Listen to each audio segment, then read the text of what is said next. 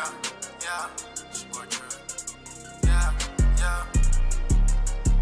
Tap in, like, share, subscribe. Noonish. Noonish. Noonish.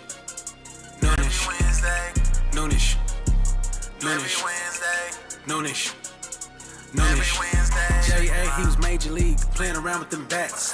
He a OG, making plays on the track. Sports and technology, we mix it in with facts. Catch him every Wednesday to like double tap. Lot of interviews with ballers and them winners. Yeah, yeah, Jay on Notre Dame, all winner. Giving that ism, no pretender. And if they wanna hear the real, I tell you to send them to Noonish. Noonish. Noonish. Noonish. Noonish. Noonish. Noonish. Noonish. Noonish. Noonish. Noonish. Noonish. Noonish. Noonish. Noonish. Noonish. Noonish. Noonish. Every Wednesday. Noonish. Every Wednesday. Noonish. Every Wednesday. Around.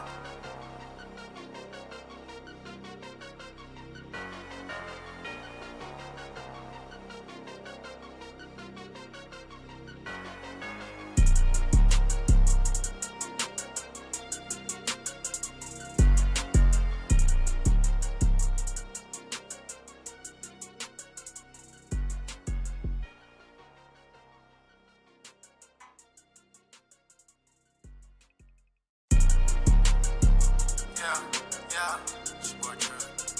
Yeah, yeah. Tap in, like, share, subscribe. Noonish. Noonish. Noonish. Noonish. Wednesday. Noonish. Noonish. Noonish. Noonish. J.A. he was major league, playing around with them bats. He a OG, making plays on the track. Sports and technology, we mix it in with facts. Catch him every Wednesday to like double tap. Lot of interviews with ballers and them winners. Yeah, yeah, Jay on Notre Dame, all winner. Giving that league, playing around with them bats. He a OG, making plays on the track. Sports and technology, we mix it in with facts. Catch him every Wednesday to like double tap. What it do?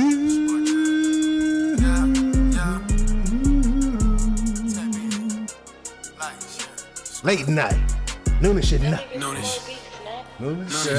Vibe. Noonish. Nah, man, what's good, man? So much to talk about. Let's get that energy up. Keep it up all show long, man. Don't have a good time. Great weekend sports, man. You know, terrible tragic things took place. We're gonna get to it all. Hold your horses, strap yourself in, get ready for an excellent episode of Noonish at Night, baby. 7 p.m. I'm your host, J.A., aka Jonathan Anderson, here with my awesome co-host, my Ron Bower. What's going down? Yeah, man, I'll tip my hat to the people. Oh, yeah. Hey, man, off the chain, because I used to do my best work at night. Yeah, but now it's noonish at night, and you're still doing your best work. So we back at night, so I got to do some good work.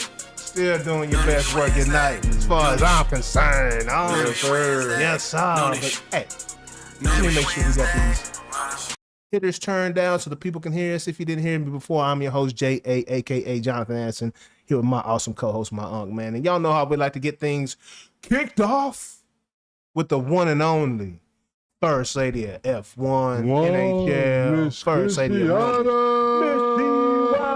Cristiano. Yeah, the people want the song. Starting line off. Yeah. Wow. Noonish. Hey, you know the people know you, see. You gotta let them give you the praise. The praise. Thank you so much, my fans. Thank you for my one fan, my one fan, my only fan. Nah, you got plenty. You got the DJ. Hey, you got the DJ at the plate. You still asking about you, see why? Oh my God. Still asking about you.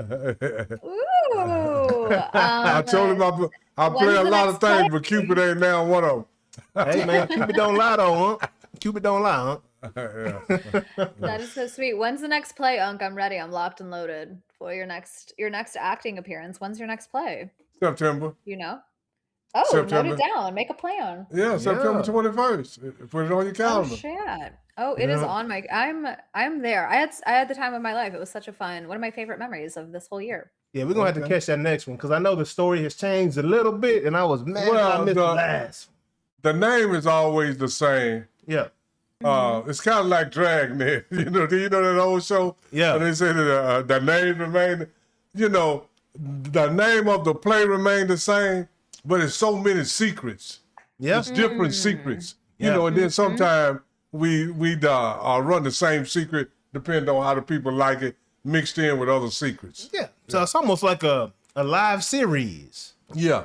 Yeah, kind of like a soap opera, They kind of doing one thing and then they might do it again, then they doing something else, and you can see it. You might miss one or two, but when you come back, you'll say, "Oh yeah, I kind of remember how all this played out." And it's messy. And one thing we love in America is a mess. We love secrets, boy. We love secrets. Yes, sir. I loved it. It reminds me of I like shows that are like that. Like I like plays that are like that. I like the show White Lotus is like same title, but there's different drama, but there's always that like underlying like something is afoot here, something is mysterious. There's some suspicious activity, but you really never know kind of who's the good guy or bad guy, but that's kind of the fun part of the show. And that's what I felt you did so well at your show is sometimes you were playing a kind character and sometimes you were yelling at your fake wife, and that's I play 2-3 different characters. Well, really, I play because all the characters I play are different people. They're not the same. I mean, when I came in, and that's why you're so talented. I think you could do that. I thought you did that so well. Hey, Unc pulling off Eddie Murphy, but he never changes his face, his costume, or nothing. You know what I'm saying? He just jumping the character. Exactly. It's pretty dope. Yeah. But yeah, Miss C, what was good with you, girl? I lead you. I know our brothers up north had quite the race. I know you were quite happy after the fact, right? That your boy Lewis made a podium that was not a sprint race. Exactly. Wow, Canada is so fun. We're just jumping right into it. I'm excited. Got to. Wow, what a great race. A very interesting start to the race. They had kind of a weird formation situation. So at one point I'm like, what on earth is going on? Ferrari looked pretty fast in qualifying.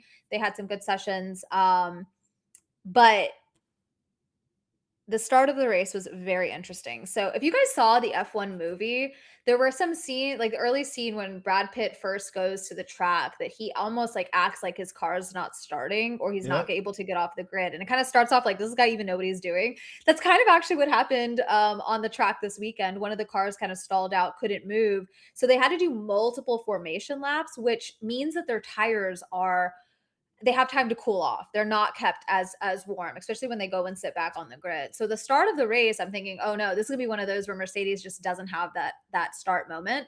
But they did. They were able to take off.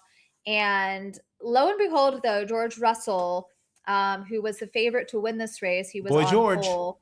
Our boy George. He was my prediction for a potential win if Kimi didn't take his spot. And George Russell actually doesn't finish the race. He has a car issue. Yeah, a huge shocker. I mean, I think everybody was looking at him. He's won there before.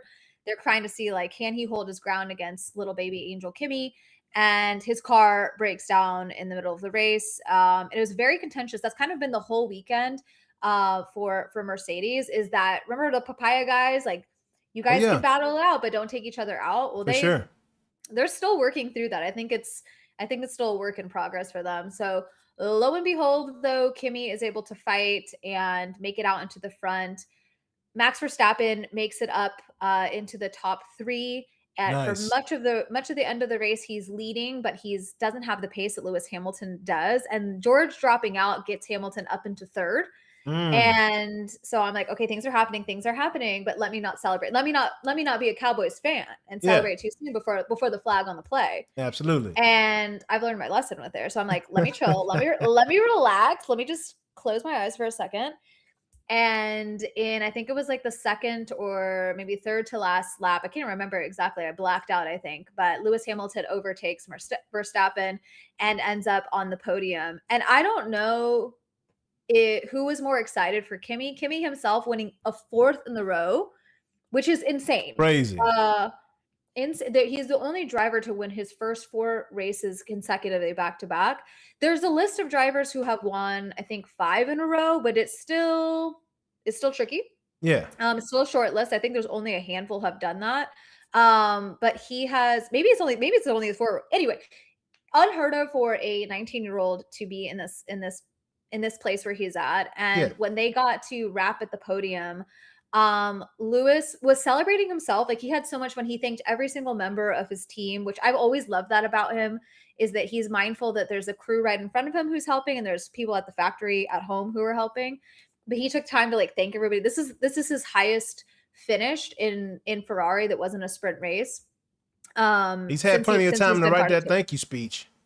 Right. He's got plenty of time. So he hugged his mom. He thanked all of his team, but then he ran over to Kimi and like lifted him up and was like, you got this, in a moment that I've talked about this a lot. Do you think that, he regrets leaving Mercedes? He's watching this kid who's starting so fresh, so young, literally so green, and having the type of performance he's had at Mercedes. You've got Lewis is in his 40s, the all-time greatest for Formula One, watching someone take that seat, not take it from him, but replace him in a way and fill that seat.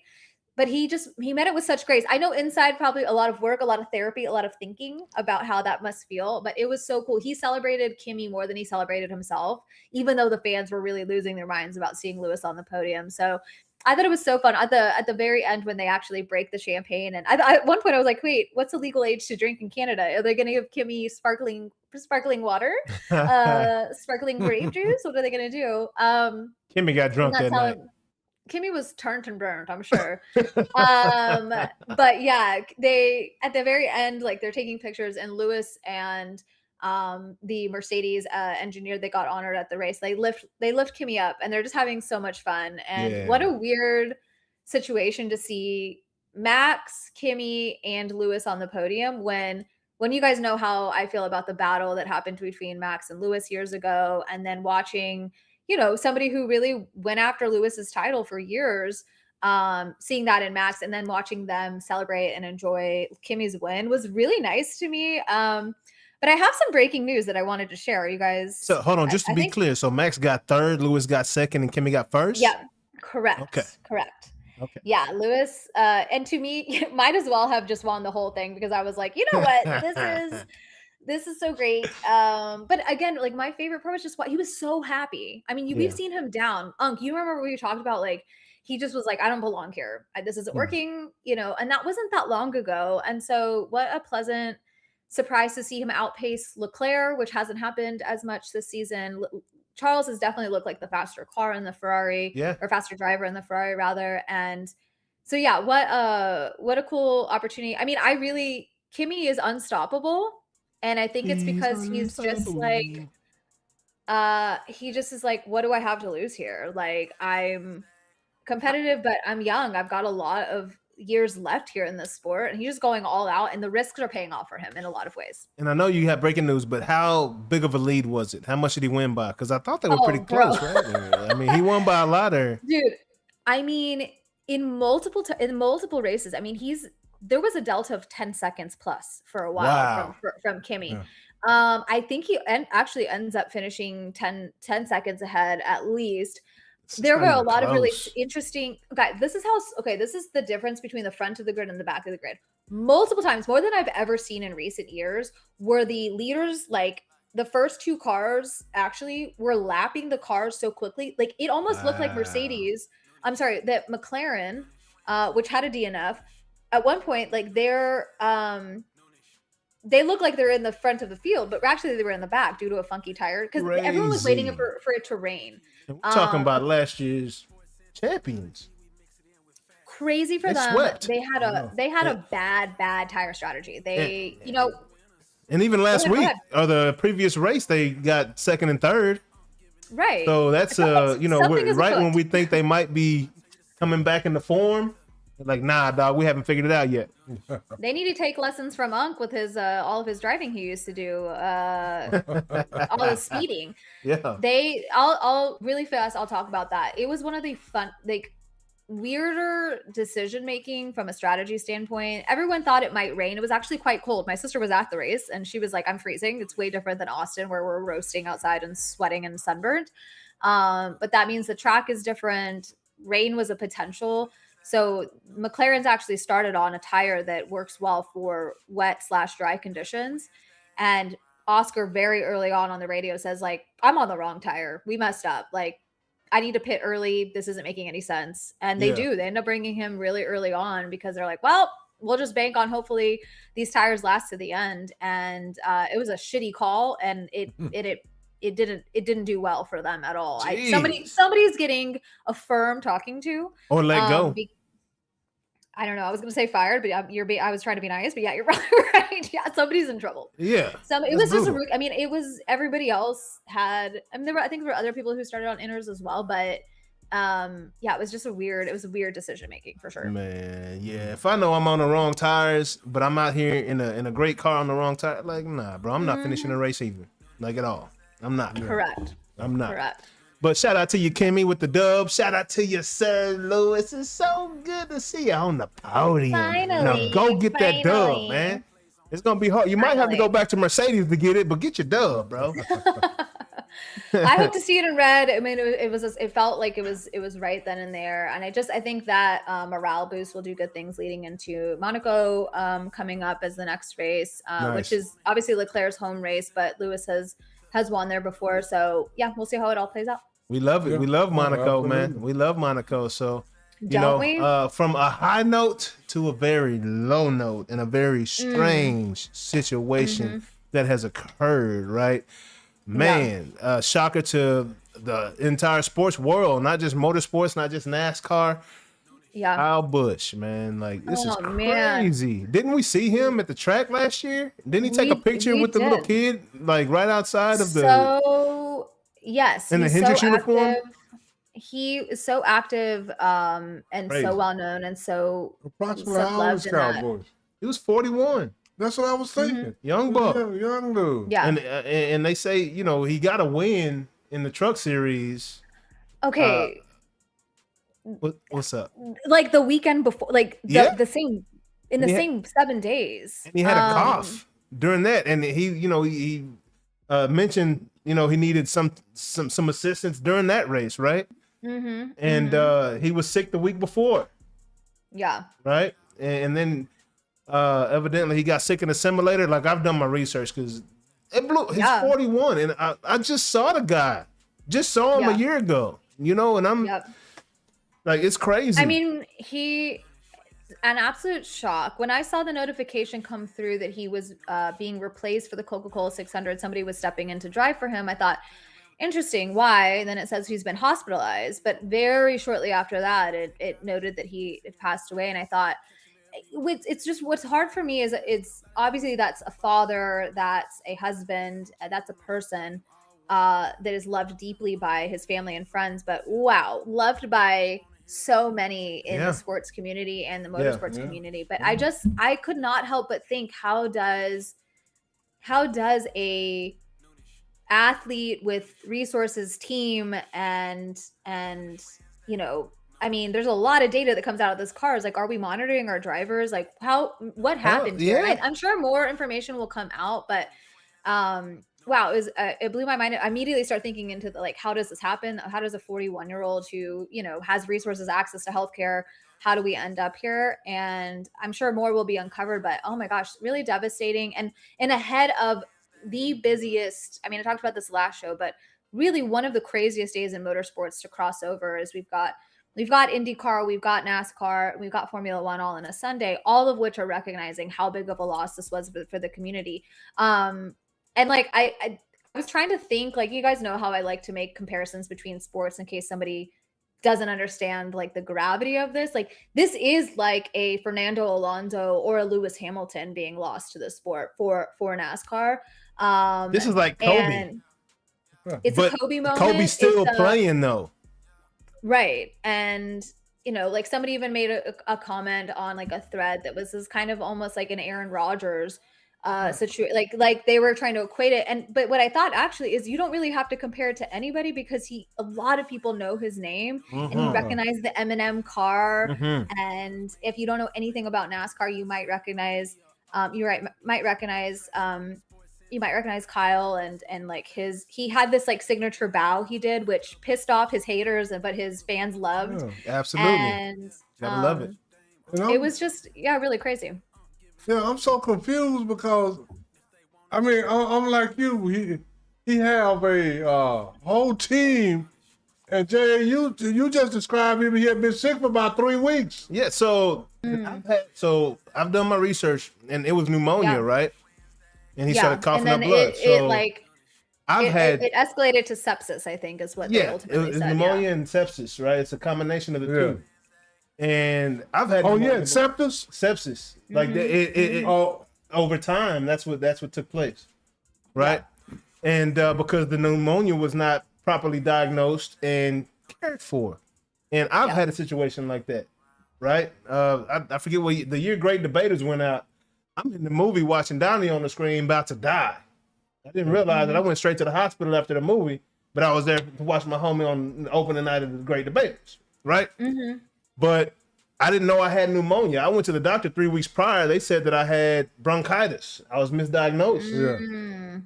So, and if, especially during the summertime, like pneumonia, that's more of a cold weather.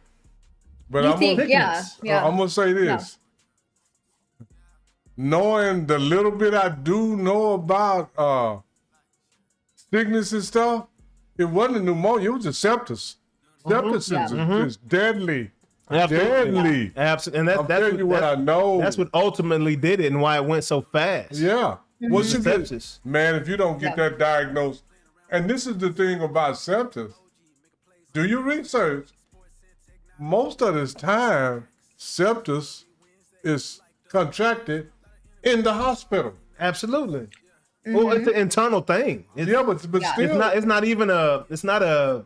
it's not like you can't catch sepsis. Sepsis is there's a leakage going on within your body that is what's the word I can't think of? Not irritating. Infecting your bloodstream. Yeah, absolutely. Right. So but he brings up a good point, because a lot of people enter the hospital with an infection that is bad, so they initially are treating a pneumonia or another type of, like, maybe another respiratory or a high fever, and then it is very often though that does, if it's not treated correctly or fast enough, that the infection has already already starting to spread, which can become very tricky if you're not on consistent IV antibiotics. Yeah. And I've, like, my own mom, she had the same thing, actually, Jonathan, where she thought she had bronchitis, was sent home, didn't feel well, suddenly started to feel way worse, went to urgent care, and they're like, you got to go to the ER. And by the time she got to the ER, her lungs were essentially full of fluid. And she ended up developing, like you were saying, sepsis in the hospital, and had to be on that type of consistent care. And I just think, at the end of the day, these are real people they are athletes, but they are people. And we're all, we're not immune to real life. And I just think sometimes maybe athletes push themselves further because they don't want to disappoint their sponsor. He just won, and it's so amazing. There's a clip, and I wish we could show it in real time, but there's a clip after he just won in the truck series where he, what is this? They ask him, what does this mean to you? Why is this race so important to you? And he literally says, you just never know when it's going to be your last. And I'm like, oh my God. I read that. Yeah. It's just like devastating. So it just makes me so grateful for, like, one, I mean, like, again, at the end of the day, like, we find entertainment from these athletes, but this is their hard work and they're real people. And at the Coca-Cola 600, obviously at every race this weekend, they honored him in some way. At the 600 this weekend, his family was there. Can't even imagine what that's like. His son is in racing, and I mean, he looks just like him. It's like kind of devastating in that way, but he was there with his mom and his little sister, and really incredible to see them. But you really watch the fans. They did kind of a silent, lap 8 where they put their hands up to show his number, and then they stayed pretty calm and quiet as a way to honor him. And then they even did, I think it's called the missing man formation, where they leave a space for him on the track. And I just thought, what really amazing ways to honor him, but still a devastating loss for the sports community. I mean, people that I knew, who I know don't follow the sport, were really devastated. You know the name Kyle Busch. You do. And I can't imagine how Kurt's feeling right now. Yeah. And the whole Busch family. I wonder if he is related to the Busch St. Louis family. Oh, I'm not sure. I'm gonna check that out, because if so, then he's related to my Vanguards down here. Shout out Young Money Sports. But man, moment of silence for Kyle Busch, man. That's horrible, man. We praying for his family, man, and we wish the best for him, man. And Absolutely. 41 is young. Super young. That is young, man. And in life, in driving, whatever you want to call it, man. He had a lot of life to live, man. And absolutely did. Another reminder, like you said, CY, these athletes, they just have a special talent. Yeah. And that they pass on. It's just a reminder of that life is sweet, man. We got to take advantage of every day. That's why I often say, every day is Christmas and every night is New Year's Eve. Absolutely. Because you're making the most of every day. Yeah, and every night. Because guess what? Tomorrow we might not be here. Yeah, absolutely, man. I mean, but anyway, we're going to talk about something else. Yes, sir. But, yes, sir. No, I love that. I love that message. I love that message. I'm got a saying, life be lifing. Yeah. Mm-hmm. Yeah. Life be lifing. We don't know what it's going to entail. So we got to take advantage of every moment we got. We're going to give Kyle a special salute with these horns real quick. Absolutely. There we go. Yeah, well, it was truly crazy. And I think it had like a devastating I don't know, the event just seemed a little sad in that way, but then man, there was can I flip into NASCAR and just close out on into Indy? Oh, let me close out NASCAR and then I'll move into Indy. There's an interesting tie in here. NASCAR had the Coca-Cola 600 is a very long race, even if there weren't any cautions. They end up calling it because of rain. And our girl, Catherine Legg, who was part of Indy, she crashed in not really her fault in the Indy 500, but she does race pretty far into the Coca-Cola 600. At one point, one of her tires flies off and she gets pretty far behind, but she does go until they end up ultimately calling the race with the rain. The rain was so bad they have to call it. They don't play. F1 will race in the rain. NASCAR does not play. Yeah. And so they called the race, and it ended up. We've talked about him before. Daniel Suarez, who is the brother-in-law of Max Verstappen, wins the race. He's a Mexican driver, and it was really, I mean, he was so excited. His family was excited, but he did honor Kyle and the fans and all of the tributes they had done. So it was a really crazy end to a crazy day that started. Let me transition into IndyCar, and I only have a couple minutes. I gotta go. I'm at a golf course right now, guys. I don't know if you can tell. Hey. I didn't do any golfing. I've just been networking today, but the Indy 500.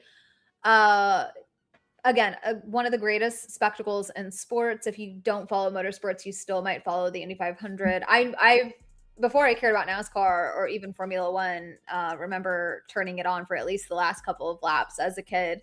Now I watch much more close. Sunday, guys, I was glued to the TV. I didn't get up. I started off early with Formula or IndyCar, Formula One. At one point, I'm like toggling between both because they were starting to start at the same time and end at the same time. So I was frazzled, but ultimately, Felix Rosenqvist, and he wins with the closest margin. Do you guys remember on Cars where Lightning McQueen sticks his tongue out to win and cross the finish line first? Absolutely. That's kind of how Felix won this race. That's how I felt. It was literally, I think the number ends up being 0.002833 seconds or something like that to close this. Yeah, I mean, literally, probably less than a blink of the eye. And really crazy win. And I mean, it's an incredible race. There was a lot of back and forth. The favorite to win, who was on pole, falls back. There's, is a lot of cautions, a lot of kind of slowdown periods. Again, Catherine, another car, I can't remember who it was, crashes in front of her. She swerves to avoid it and then ends up kind of losing. I think it was the rear of her car ends up spinning out. So she's out of the race. But is that her first race or the second race? She's raced it before, but this was for the day though. Indy was her start. So okay. My thought was, hey, if you're not going to finish the race, like get out of there early so you can get into Charlotte. And what was even crazier, guys, is yesterday I turned on my TV, and it was yesterday, the day before, and they're doing like an Indy honors, like they honor all of the drivers of the Indy 500. And I'm like, this girl went from Indy to Charlotte, back to Indy, is in a ball gown at 6 p.m. the following day. I'm like, oh my God. Wow. I guess it was, I think I watched it last night. There's no way it was the next day. Anyway, the point is that homegirl was doing the most, and I'm like, she's got to be tired. How did she finish in NASCAR? It was really pretty far back, but again, because she had at one point, I saw her car, and then I saw her tire pop off and roll beside her. No. So I don't know if it was a pit crew issue or so what. Did she finish the race? She did until they flagged it. So technically, she did compete in both.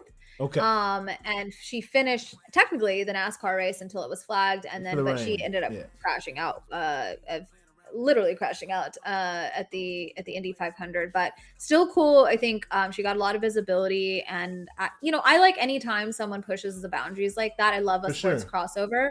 I think it brings visibility for fans and sponsors, and she certainly did that, even if she ended up pretty much in last place for both. But I still think it's a feat to do it. I mean, kind of same issue with Kyle Larson when he wasn't able to finish the race or make the race with rain, and then other times crashing. So it's hard. It just proves to you like how hard it is to do and to run any single race. But I do want to end on a fun note. Unc, you might like this. I feel like you're a fashionable guy. Hey. Breaking news today, Alpine is a current team on the Formula One grid. They have just announced that Gucci, the fashion brand, is going to sponsor that Formula One car. So we'll have a Gucci car on the grid. Ooh, and I was like, wait a second. So that's going to be fresh. I want to see that wrap. Can you imagine? I wish I could. I'm going to put it up in my clip. I'm going to show you the Gucci car. They did a unveiling of what the livery or the car painting, the wrap will look like. Sure. And guys, I got to be honest, I don't own any Gucci, but I'm about to. Does it have the classic Gucci print on there? Ooh, I got to see this one. I got to see that. He's cute for sure. Yeah, got the double G's on that John, It's so cool. I really, truly wish I could show you, but you guys have to look it up. It looks so cool. And I was like, just imagine this. Formula One. Can I get a sound, please? This is a Formula One declaration. Let me see what's on. I'm going to give you a bell. I'm going to give you a ring right here. School's in session. Declarations. Formula One. We know you watch the show. Here's our pitch. 1, let Cadillac sponsor us so we can ride in a Cadillac to a race. I got a lyric. We're already paying our dues. Where then DTS paid our dues. Where then next year Gucci sponsors us and they give us an outfit so we can do a fit check. Let's go at the race. And I just feel that is the only proper way for them to send us out. Yeah, I'm with it. I'm with that. I'm with that Gucci. Hey, Gucci sponsorship. I got a homeboy. This is the real truth. I got a homeboy got 5 Cadillacs. Man. Oh my God. 5 Cadillacs. 5 times. He got 2 Escalade. He got a CTS. Who's your friend, Rick Ross? I need to holler at your homeboy. Yeah, he got 5 Cadillacs. And this is what he tell me all the time. He said, man, it ain't but one thing ride as good as a Cadillac. What's that? Well, another Cadillac. And he ain't lying, because you ride like you drive. He loves Cadillac. He got 5 Cadillacs. Let's go. In a Cadillac. Yeah, man, I love it. I love it, man.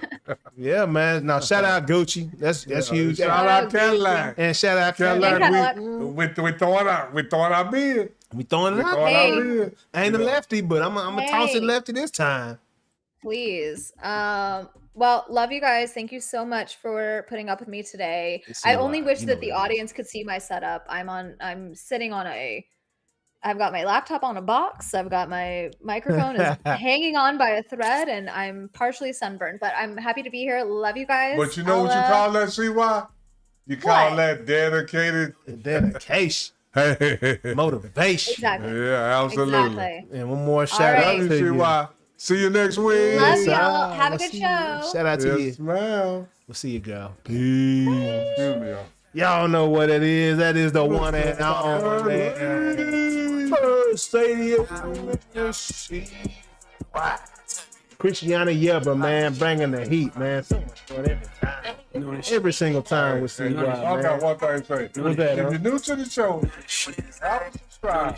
Hit all your buttons. You like, Yes, sir. you share, Yes, sir. you subscribe, Yes, sir. and your notification Yes, bell. yes, y'all, and you don't stop. And just in case y'all don't know what Uncle doing right now, I'm putting his gloves on. We got a box with JA. You know what I'm saying? Hey, I hope you ready, huh? You know, Hey. I'm coming with the thing, Paul. But hey, you know, we coming for the heat, baby. I'm telling you about Unc got moves like Parnell Whitaker. Yeah. He got hands like Tommy McMahon.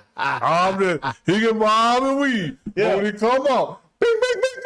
Yeah. And I got a rap that I did when I was in Cali. 5'11", 200 pounds, quick like Mayweather laying down. I had to do a blank right there, but hey, man, me and Unc about to have a good time right now. Yeah. I got he say he be schooling me, but hey, man, Daniel's son has come back. Hey, I'm a schooling, but I ain't To gonna the fool him. sensei. I ain't gonna fool him. Let's get this thing Let's get cracked this off. show man. started. Let's go. What we're gonna talk about first. First topic, the USA men's national team has been revealed. Yes, sir. Getting ready for the FIFA World Cup coming up here in July, man. Second week of July. Hope y'all ready. I'm going to be in my USA gear, man. I love the World Cup. Soccer is a sport that I wish that I played, man. A lot of fun. Y'all tap in. Christian Pulisic, Tyler Adams, man, Weston McKennie, man. It's going down. Tap in, support the USA on. What you think the USA going to do in the World Cup? Think we're going to win it? You want me to build the people up? You want me to tell the truth? We got the red and the blue in the background. Tell the truth. Hell no. Me neither. I don't think so either. I mean, I wish we would. Yeah. What I want us to do is compete and compete hard. Cause we've been getting drugged. Say who we thought they were. We've been getting drugged. I just want us not to. I want us to compete and even act like we gonna get a medal. Hey, it's rough. It's rough. Because hey man, We got when soccer or football is the biggest sport in every other nation that competes in the World Cup. Except ours. And we have football, basketball, and baseball, and track, and all these other attractive sports to play. So And we have and make money in. and make money in, and we got our best athletes scattered, and they got all that. You go look at Belgium. Yeah. Belgium look like got doggone San Antonio Spurs minus Wemby. They ain't got no 7-7 running around, but they got some 6'8", some 6'5", some 6'4". They got some huge boys out there running around, man. You know, we got ours on the basketball court. Yeah, They got theirs on the soccer field. And I'm saying like this, our football players. soccer more physical than people want to give it credit. Absolutely is physical, man. Boy, big. Keep running to it 4-5 times. Try to if you want to. Yeah. You know what I'm saying? Hey. Yeah. And hey, I'm just saying, we got our football players. We got things taking us away from football.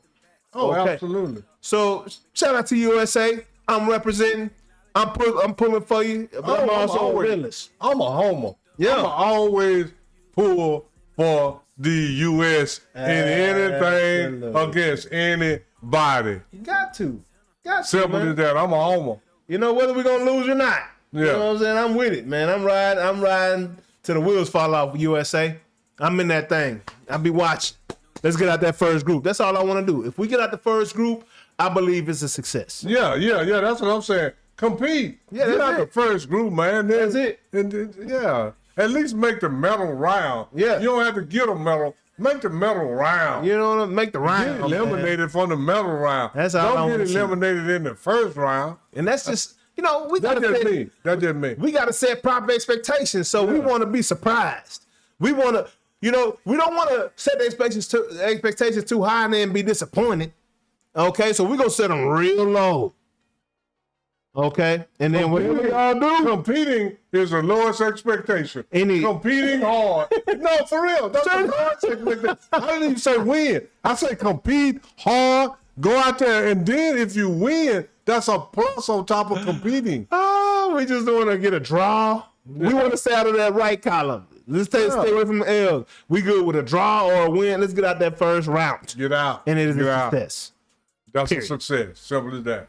Moving along. So, did you see these? You know, we got the Olympic Games. Did you see the enhanced games? Yes, sir. First time ever. Did you watch them? Yes, sir. You did? I didn't even know it was on, huh? Oh, I went over there and guess what? The enhanced game. Yeah. 99% of them didn't do no better than the people that ain't enhanced. Than the worst Olympics. You know, these steroids can't do as much as y'all think. Yeah, you know, and then, you know, I've got a different feeling on this enhanced game. Because everybody's enhanced. Mm-hmm. They are. If they taking Tylenol, they enhanced. Because this is what I know that athletes do. They take Advil. Yes, sir. Okay, you sore, you stiff, you can't hardly move. And athletes take Advil by how much they weigh. Yeah. They don't take two like on the box. Yeah.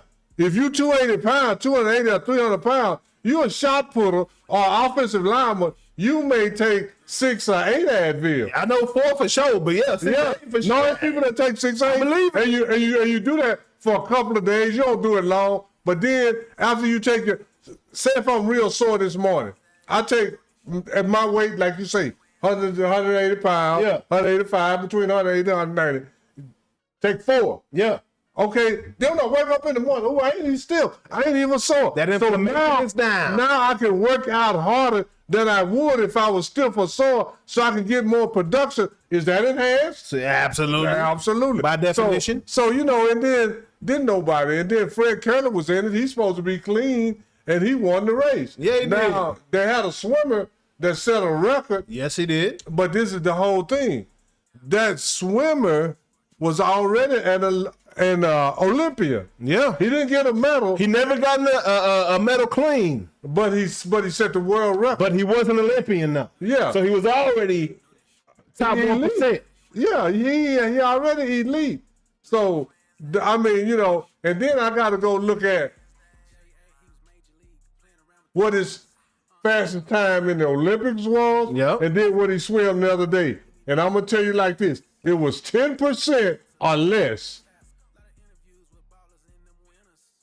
Yeah. So if you swim something 10 seconds, 10% means you're going to swim it in 9 point something seconds. Most of the time it's lit. So, like I always say about this stuff, you can't turn a donkey into a Kentucky Derby runner. Absolutely. You got to already be a thoroughbred to even be in the Kentucky Derby. This guy was a thoroughbred. Yeah. And they had several swimming races, several running races, Yeah. and he's the only one that set a record. And I'm going to tell you like this, he might be the only one all year to set a record. Man. Because that enhancement... It ain't doing as much as you think, people. It ain't doing as much as people think. It didn't help Barry Bonds hit all them home runs. No. Hall of Fame. No. I hope this highlights that even more for you guys. Because that's all I think about every time I see some enhancements. No, I saw the enhancements. I'm straight to Barry Bonds. I watch. And you know what? When Fred Kelly won 100, he started beefing with them guys. Did he? Yeah. Fred Kelly said, y'all got to do better. Absolutely. You own that shit. This is this exact word. You own that shit. And I beat you. Y'all got to do better. And you got to watch the narrative, too, because I've been seeing a lot of stories out here making it seem as if Fred Curley was on that, and he wasn't. No. Fred Curley was a clean runner in that Olympic, and he won. But, you know, he was talking to smack to Usain Bolt. Watch out, Fred. Come on now. Relax. Relax, dog. Yeah. Yeah. Yeah, you know, I got some facts on Usain. That's another story, too. You know, he's a Jamaican runner. You know, Ray came on board and shed some light on what it is, what the USADA versus the rest of the world looks like. Oh, absolutely. You know, and the testing here in the USA is a lot more strenuous than other places. And Fred Kelly ran slower than Noah Lyle did the week before. So, you know, So I mean, and even though he was clean when he was in the enhanced game, so the enhancement, is not gonna take a 10-3 guy and make it run 9-5. Absolutely not. Absolutely not. And enhancement might take a 10-3 guy, he might run 10-1. Yep. Maybe. If he train with it. Yeah. Because if he just take it and don't do nothing and go sit on the couch, it does nothing at all. At all, man. At all. But I just want to say this, Jay. What's if that? you got somebody out there, man, this is an interactive experience. If you see something, say something, man. Yeah, man. If it's something we talking about, you can chime in. Or if it's something that you want us to talk about, we chime in, long as it makes sense. It's about sports and technology. Yes, sir. Now, we don't do religion and politics. Yeah, man. But if we'll throw in something on life, we'll throw in some other issues. Yeah, but man, if you see something, say something, man. See something, say something. This is an interactive experience, man. Appreciate you saying that, because I don't always say it like I should, but, because I just expect people to know. But we got a lot of, new people. Yeah, and the enhanced games is what it is. Yes, Let sir. them do their thing. But this is the thing, though. The enhanced game gave away $2.1 million in one day. What the Olympics do? 200. They got. This is the whole thing. Like in the Diamond League, you get $250,000 after you win the whole league. You got to run all summer. They got $250,000. Fred Curley and the guy that set the record, they got $250,000 Saturday. Wow. See? For first place. They're gonna rival some stuff. Hey. Because whether I'm enhanced or not, I want to get $250,000. Money talk. Money talking, all this other stuff. Whoa. Yes, sir. Money talk. Whoa. Let's get it. Let's get it. So shout out to the enhanced games, man. I love to see what you guys are doing. Hey, man. You're proving a point, if nothing I else. love competition. Man. I don't care what they call it. Absolutely. And y'all just need to promote a little better, man. Holla at your boys. We got absolutely. you. We with you. We riding along with you. Oh, did you see that Usyk definitely lost his heavyweight title on Saturday? To who? My boy, his name is No, I didn't. Rico First answer is no, I didn't. Verhoeven. Usyk just had. This is very similar to the whole Francis Ngannou and Tyson Fury situation. My boy Rico was 1-0 coming into this fight. I mean, what? 1-0 coming into this fight. He's how he even get a shot? same way Ngannou did. So he's known for kickboxing. Rico is. Rico was up 4 rounds in this fight. He got knocked down in the 11th. After he got knocked down, Usyk jumped on him real quick and was throwing some hands. Rico, he was bobbing. He was playing defense. He wasn't coming back with offense. Usyk was on it for like 4 seconds, and the referee jumped in and called a fight in the 11th round.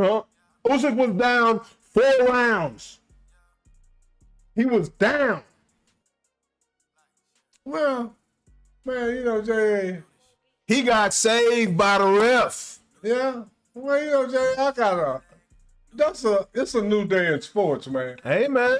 Crossover. And then not only that, these athletes, they just love money. They don't love the game. Yeah. And no game, the boxing game, basketball game, football game, UFC game, Ken say, because this is what I know. Do you know who Ken Shamrock is? Yeah. Say, man, Ken Shamrock was in, UFC guy, yeah. No, he was in the, he was UFC guy. Before it was UFC, it was, when they had no weight class. Yeah. Ken Shamrock won it. They was fighting still. Yeah, but they were fighting like They was scrapping. It didn't matter if you weighed 190 or you weighed 250. Yeah. You gotta fight. 300 pounds.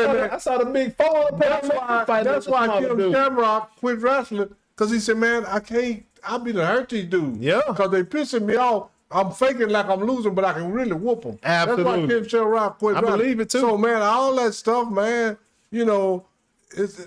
fighting is hard.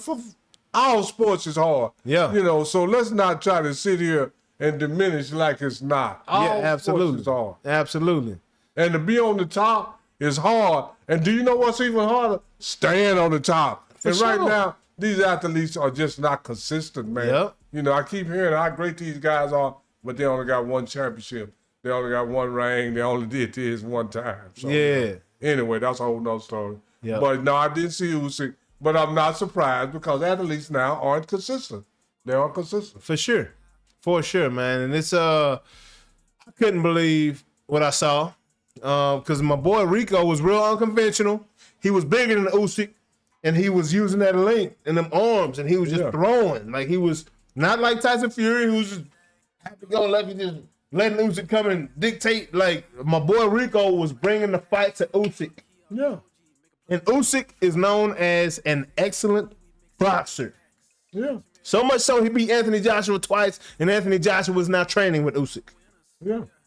Absolutely. So out of respect for his boxing skill and his coaching, right? So, man, that was crazy to see that whole situation right there with old Usyk, man. And then, man, Saturday was, ended up being a great day for fights, like craziness, man. And then also, just briefly, everybody already know this. Canelo says he don't want no part of the Mexican Monster.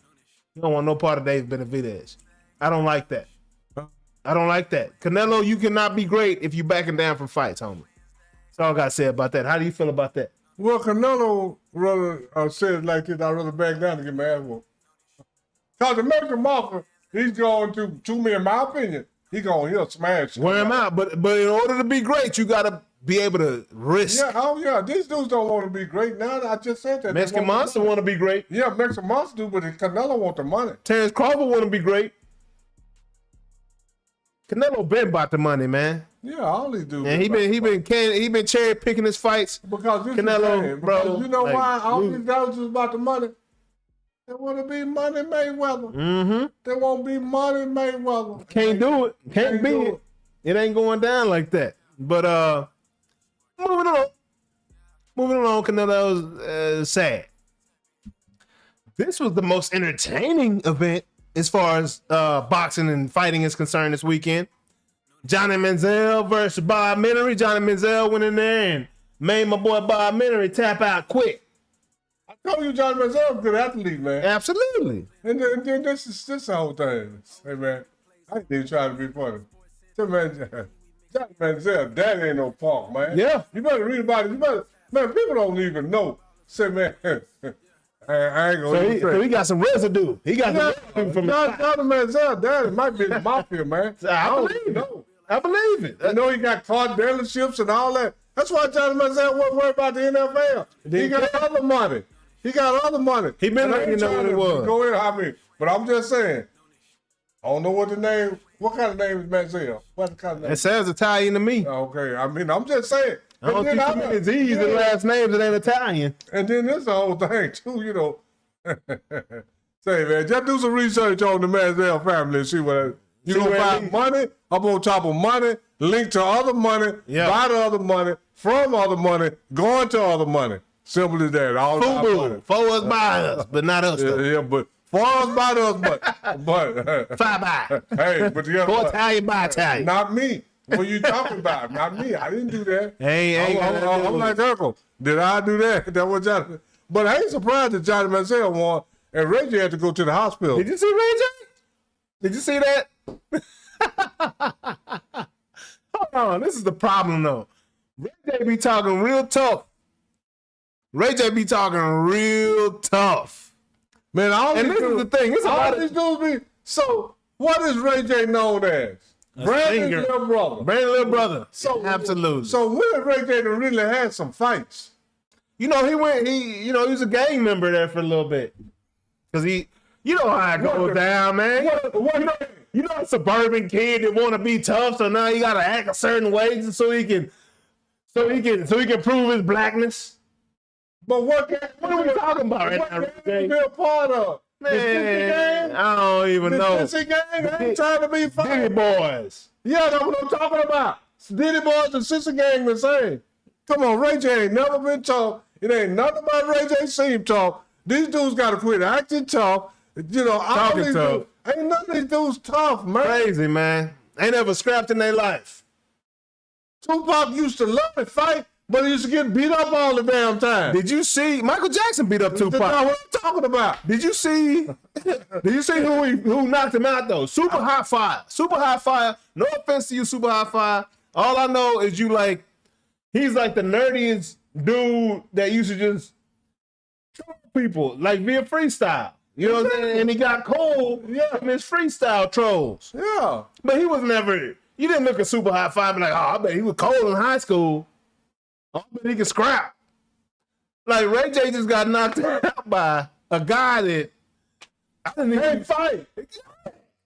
We ain't talking about Jake Paul. No, this way different. This way different than Jake Paul. Like when I say Jake Paul can't fight, I'm talking about Jake Paul can't fight a professional boxer with any kind of skills. Yeah.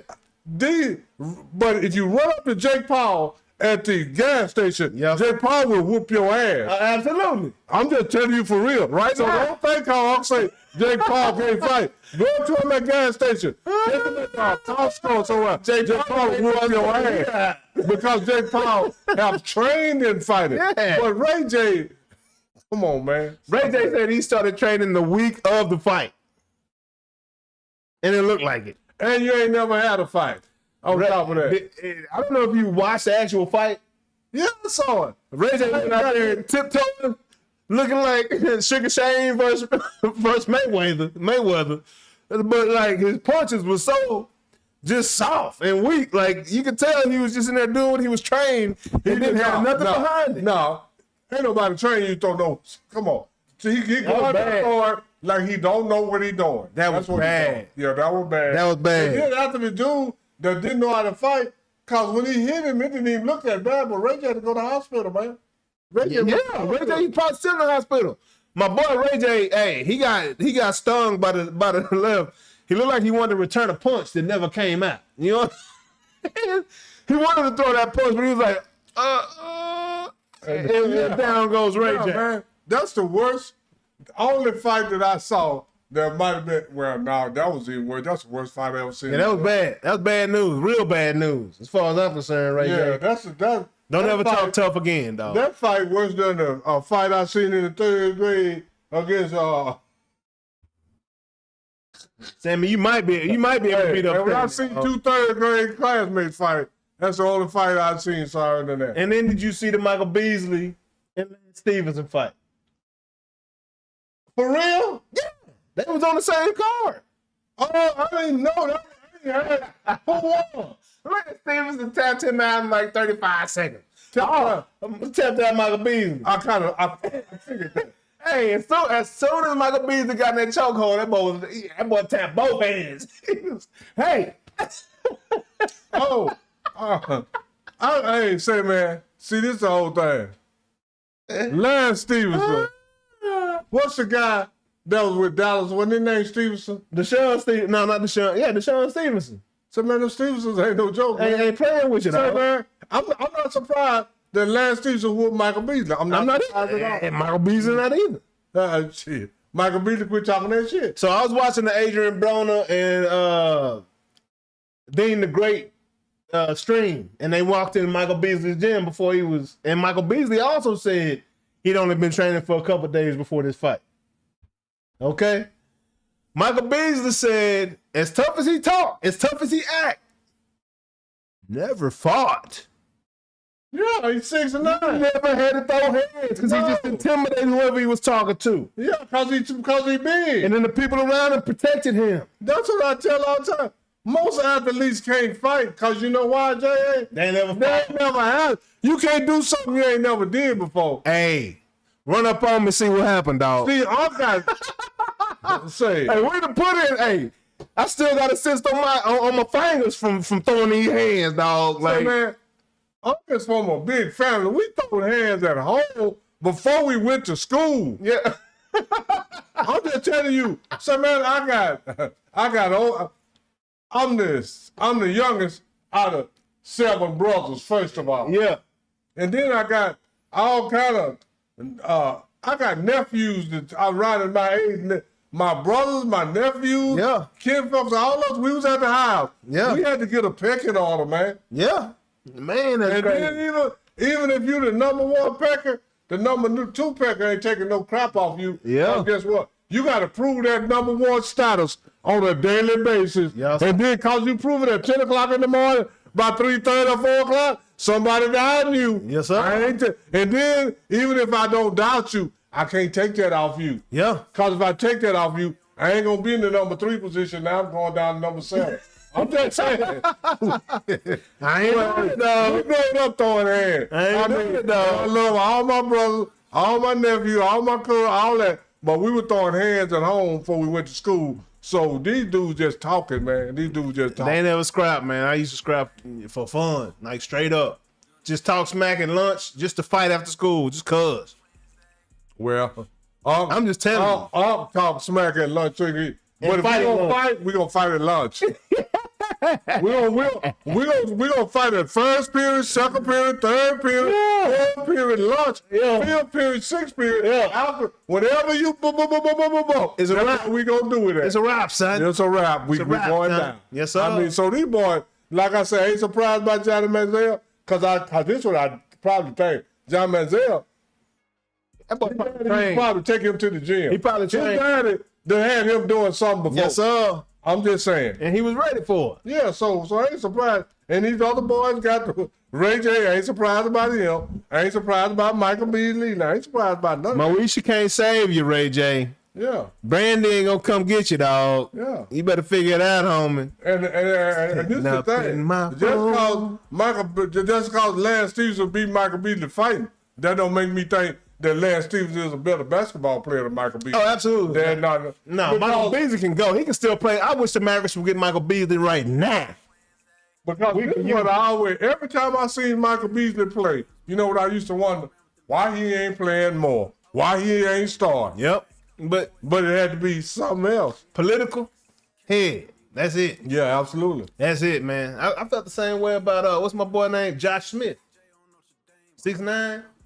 Remember Josh Smith? From Atlanta? Yes, sir. Yes, sir. He was down there with Al Horford. Michael Beasley and Josh Smith. They had Josh Smith, Al Horford, and some other, but Atlanta had a good front line. Yes, sir. So, hey, they were the two that could go with LeBron, in my opinion.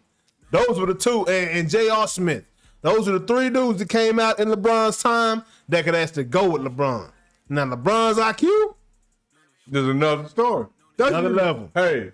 But as far as athletic ability and basketball skill, they could go with LeBron. What do I say all the time? What's that? Neck up, right? Neck up. Neck up. That's the difference Now, between LeBron and J.R. Smith, Josh Smith, and Michael Beasley. Yeah. Neck up. That's between all the great players and the ones that ain't good as they is. Neck up. Man, crazy. Yeah.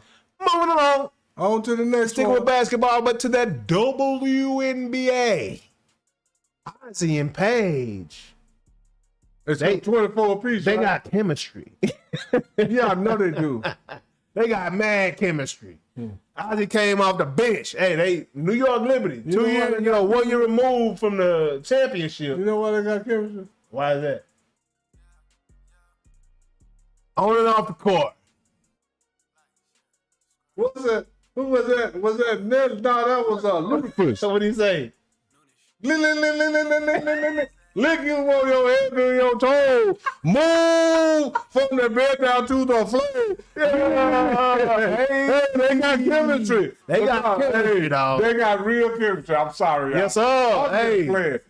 But this is what my mama used to tell me. My mama used to tell me, my name is Ronald. It's J.A. Ron Mowat. But my mom used to call me Ron. She said, Ron, you play too much. I'm playing, y'all. Y'all playing. Hey, you ain't playing, though. Hey, that's why Paige was like, she went on there like Rafael Palmeiro. Do not ask me any more questions. Yeah, because we got chemistry. We got chemistry, dog, and it's showing. It's showing. Hey, they went out there and brought the New York Liberty out the other day. Yeah. I told you, man, when they got fucked, I told you, man, these girls go. 91-70, that's a 15-point win. Yeah. You know? And I know Enrique did her thing too. So yeah, man. Hey, these Dallas Wings, watch out for them. Like this. They better look out for the Wings. Watch out for them coming into the season. Because they got something over there. The only thing that might hurt the Wings is rebounding. That's it. If they can get some, they got to get some rebounding. Yeah. They got some scoring. And they got the size in there too now. Yeah, we got no little girl. No, but they got size in the trade last year. They got some size in there now. But I'm just saying, they got His size don't mean automatically mean rebounding. It don't, but it helps. Wemby 6 or 8 rebounds. It helps. 2 games in a row. What happened to the 24 rebounds he got in that one game? What happened? He ain't Will Chamberlain. That's what happened. Well, Hardenstein. but anyway, that's another story. Hardenstein bodying that boy, but we're going to get there later.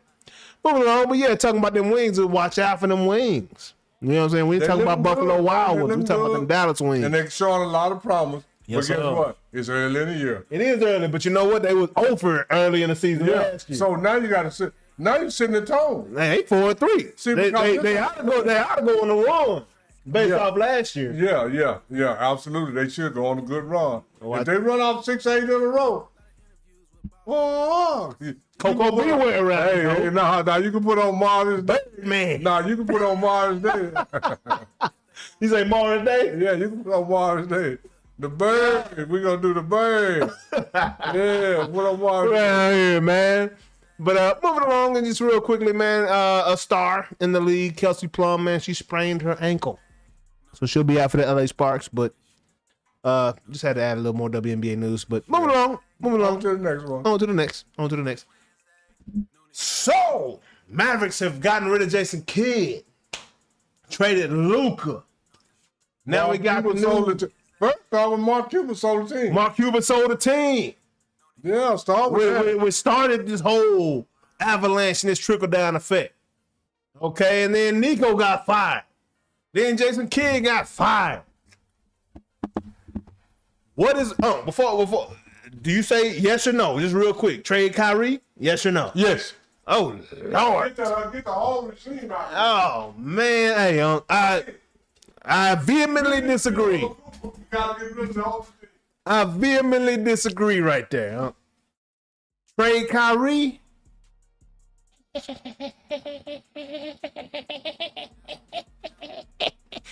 Hell no, don't trade no Kyrie Irving.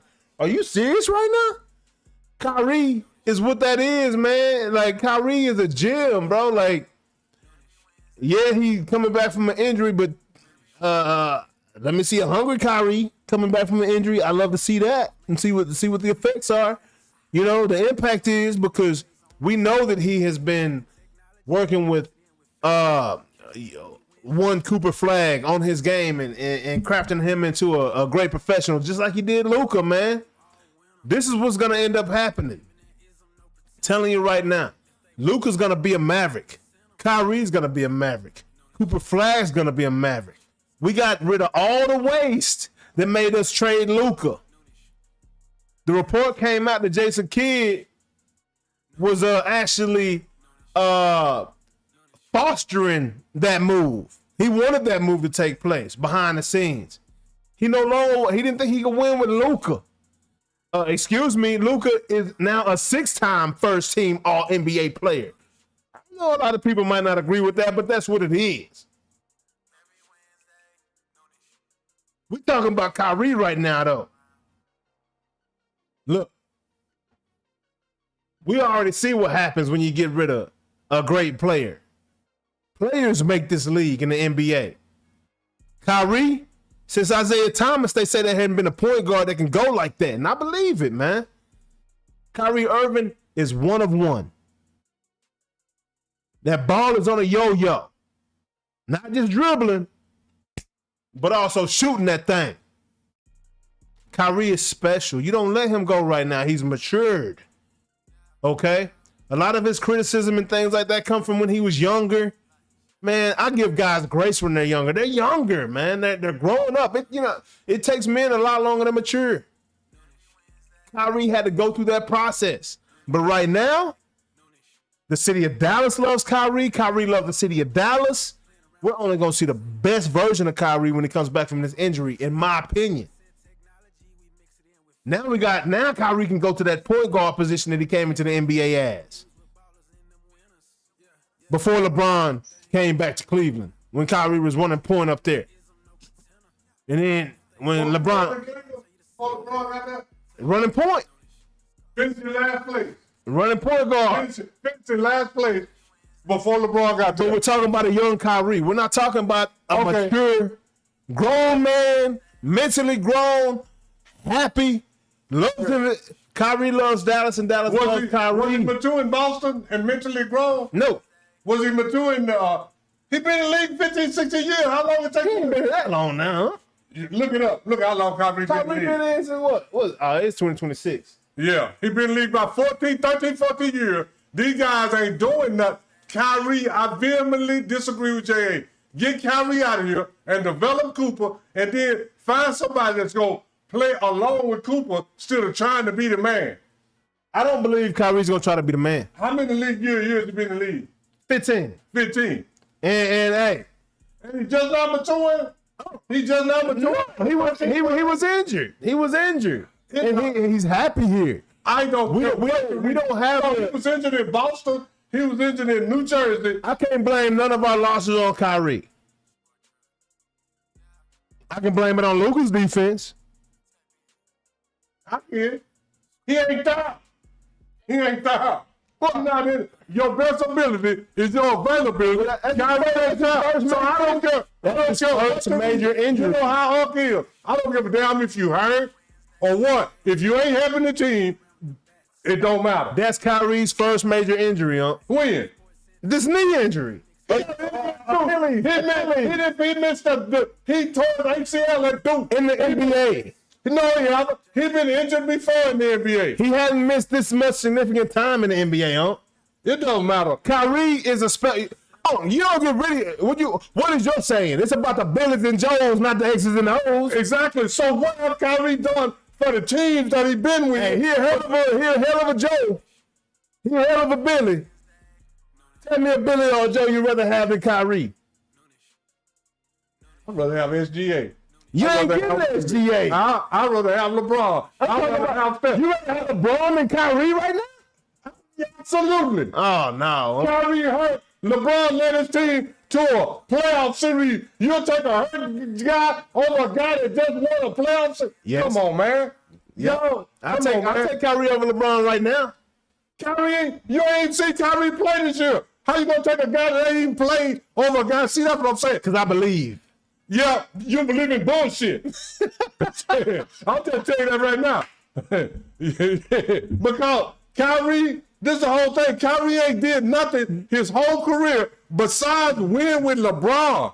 Other than that, he was in last place. He was in Cleveland 2 years. Both years he was there. They finished last. LeBron came. They finished first. They win a championship. He get mad. He say he don't want to follow LeBron. He went to Boston. He couldn't even play with Tatum and what's the name? He was young. Then he went over to Brooklyn. Man, these guys ain't did nothing, J.A. I don't know. Kyrie is just like KD and James Harden. They ain't did nothing without no other player. Come on, man. Stop that by Kyrie. Man, I don't know. So what have Kyrie done? Name all he done done. I'm looking forward to what he's going to do. He been in the league 15 years. He won a title. He hit a shot. LeBron got one of his championships because of Kyrie. He wouldn't have got that championship in Cleveland. That's Kyrie. Stop that. Because the same game, he hit one shot. Nothing gonna call a series. When they needed it. Yeah, but what about that LeBron led that same series in points, rebounds, assists, blocks, and steals, and now you're gonna talk about one shot. So LeBron did it by himself. He didn't know help. He didn't know help. He needs the same help Michael needed. He needs the same help Michael Jordan needed. Absolutely. Kyrie was the help that LeBron needed to win that series. So why Kyrie couldn't help them? LeBron could help some other people. Why Kyrie couldn't help some other people? James Harden and Kevin Durant.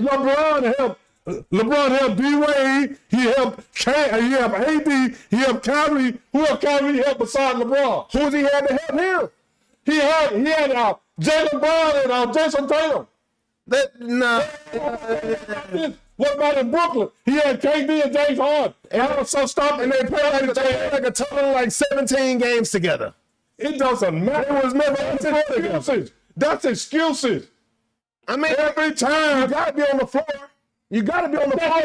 I'm telling you, nothing wasn't Kyrie. Kyrie was on the floor. Kyrie ain't never on the floor when you need him. He was on the floor then. He was on the floor when? He was not on the floor during COVID. The only time he been on the floor was with LeBron because he didn't have to do shit but ride the coattail. Well, he didn't play during COVID, huh? And you was with that. I don't care what he... Hindsight 2020. You was with that at the time. What's that? The fact that Kyrie wouldn't take the COVID test. So he couldn't play. What about that's 1 year? He been in the league 15 years. But you asked me what he did. He ain't getting okay. Name what he did then. Name what he did. Won a championship. He got 1 championship with LeBron. He wouldn't have got it with LeBron. Wouldn't have got that championship without Kyrie. He got 3 other ones without it. How many Kyrie got without LeBron? He wouldn't have got that one. Okay. How many Kyrie got without LeBron? LeBron needed a whole all-star out in LA. And needed an all-star squad in Miami to win this championship. Everybody need an all-star squad to win. The Mavericks didn't. The Mavericks did. They got Jason Kidd. They got not an all-star. Huh? An old Jason Kidd, not an all-star. Not that year, but he been all-star 3-4 times. I'm talking about that year. There we go. Here we go. I'm talking about that year. Jason Kidd wasn't no all-star. Jason Taylor wasn't no all-star. So Tyson Chandler wasn't no all-star. Deshaun Stevenson wasn't no all-star. JJ Burrell wasn't no all-star. Okay. So who did? Sean Marion wasn't no all-star. Who did it? Come on. What you mean? Who did it? So who won the championship? When? When? You talking about the Mavericks? You talking about all the guys that wasn't. So who was? Nowitzki was an all-star. Shot 41% and got an MVP. Talk about something else. Balled out. Hell of a series, right? 41% is hell of a shooting. Tyson Chandler had hell of a rebounds. Yeah, exactly. That's what I'm talking about. So he had some hell of a help. You just said he had hell of a rebound. Out of Kyrie. Is all I'm saying. But all I'm saying in Miami, and all I'm saying is this. Why Kyrie didn't do all that hell of a shit without LeBron? Because LeBron did hell of a shit without Kyrie. Because Kyrie wasn't surrounded with 8 all-stars on the team. What about 8 all-stars LeBron that had 5 all-stars? 4, whatever you want. Chris Bosh. Got that on D. Wade, Ray Allen, Mike Miller, Sean Lewis. I'm like you, they were not that year. Okay, we had Lewis wasn't on that team. He had on that team. No, he wasn't. He had 2 other ones. Who? Chris Bosh and D. Wade. There wasn't nobody else no all-star. What other all-stars did Kyrie have in Brooklyn that year then? Not now. Yes, he did. Because James Harden and Kevin Durant didn't season. KD been 15 times all NBA. I just saw it today. Okay, that's 1. That's still not 2. 15 times. LeBron still had more. But this is the thing. He still had Kevin Love. Kevin Love was no all-star. He still had Kyrie. Bringing up these guys. He still had D. Wade. He had all-star talent all around him all the time. Everybody that won the championship had all-star talent around them every time. Everyone. Name me one that didn't. Name me one. Dirk Nowitzki. He wasn't playing against no damn body. That's why he lost. What you mean wasn't playing against nobody? That's why he lost. That's why. Okay, if he's so great, why he shoot 41% in the NBA Finals? Because he had that's the second lowest shooting percentage ever in the NBA Finals. So that means if you shot 41%, somebody was getting a lot of rebounds, somebody else was doing a lot of stuff because you shot 41%. So talk about something else, J.A., because we already know Dirk shot 41% in the NBA Finals and got MVP. So somebody was rebounding, somebody was assisting, somebody was doing a lot of other stuff. What did the Mavericks do this year and last year without Kyrie? What did they do with Kyrie? Went to the finals. Going to the finals don't matter. Remember LeBron James? Going to the finals don't matter. They went to the finals. This is the whole thing. You criticize LeBron James for losing 6, so they lost, right? Yeah, they don't bring it up. But they go bring it up. They go bring it up. What they do after 6? What they do without Kyrie? The same thing. With Kyrie in the finals, without Kyrie, they don't even make the playoffs. Wait a minute. The same thing that happened with LeBron, but you won't give him credit. Every team LeBron left did not make the playoffs when he left. Cleveland right there. Miami was in the playoffs this year. No, we just look how long they go 5 years. What are you talking about? I'm talking about the same thing when he left. They went to last place. When he left the Miami, they didn't make the playoffs. When he lead the Lakers, we'll see what they do next year. We'll see. Kyrie is not have done shit besides with LeBron. So let's talk about something else, J.A. Because this is the thing. You know, Kyrie. J.A. See, this is the thing that last time he was there, J.A. Let me finish. Only thing matters when Michael Jordan is that he won the finals. We got to use that same thing with Kyrie, LeBron, KD, all the things. You don't win the finals, you ain't shit, Jay. That's according to you. That's according to you. I'm just saying Jordan was 6-0. I ain't saying you wasn't shit if you ain't win. What then? I'm just saying LeBron He's 6-0. I'm just saying LeBron James 15 years. LeBron James ain't MJ because in the final, MJ is not LeBron. MJ went 6-0. Okay, so We're in the finals. LeBron is 4-6. okay, It's a big difference there. So you're absolutely right. You're absolutely right. But when have MJ led the finals in more than one category? Scoring. That's it. That's all he ever led the finals in, scoring. LeBron led the finals in 3, 4, 5 categories every time he in there. Well, it don't work. Sound like he need to stop doing it. No. It sounds like he need to focus on scoring. No, it sounds like he needs some more help. And that's been my whole thing on LeBron. He ain't focused on scoring. He always trying to pass the ball off. He passing the ball off for somebody else to take the shot. So who he gonna pass to do? He gonna take that. He gonna pass his spot. He passed Chris Bosh when he went 0-12. He in the final. You gonna pass to Chris Bosh? He passed it to Kyrie and won. No, he didn't. Kyrie, how many points Kyrie have in that game? He passed it to Kyrie when it mattered, and he won. But he scored 41 points in that game. He scored 41 points, and he had the most rebounds, the most assists, and the most steals, and the most blocks, and he passed to Kyrie, and he won. And won. But he rebounded, and he assisted, and he stole the ball, and he blocked shots. That's why he won, not because he done won without Kyrie, but Kyrie ain't won shit without him. Let's look at it that way. If Kyrie's so good, don't win a title without LeBron. Y'all keep talking about LeBron teammate. How many points LeBron had? Let me tell you what. 41 in that game? 41. MJ would have had 44. Yeah, but this is the thing. He was a passer. He'd have made that shot. But this is the thing. That's your imagination saying that. It ain't no facts to back that up. It ain't no facts. Besides 6-0 and MJ taking. No, he's not. He played 15 years, y'all. Let me explain something to y'all. MJ played 15 years. The other 9 years, they had finals. They had finals. He didn't win them. So how the hell you 6-0 when there's a final went on when you was in the league? Because every time he still, but that was close, right? Every time he take in the finals. Hold on. But when he wasn't in the finals, what happened, Jerry? We gotta go. Wait a minute. Let's stop the presses. That's why filters were. Let's stop the presses. Let's stop the presses. When he wasn't in the finals, what did he do, J.A.? He lost that year. Okay, well then let's talk about something. But every time he was in the finals, what did he do? He wasn't in the finals. But this is he was in the finals, what did he do? But he wasn't in the finals 9 times. 9 is more than 6. So let's talk about something else. Hey, LeBron played 21 years. So that means 11 of them years, he wasn't in the finals. Michael Jordan was in the league 50.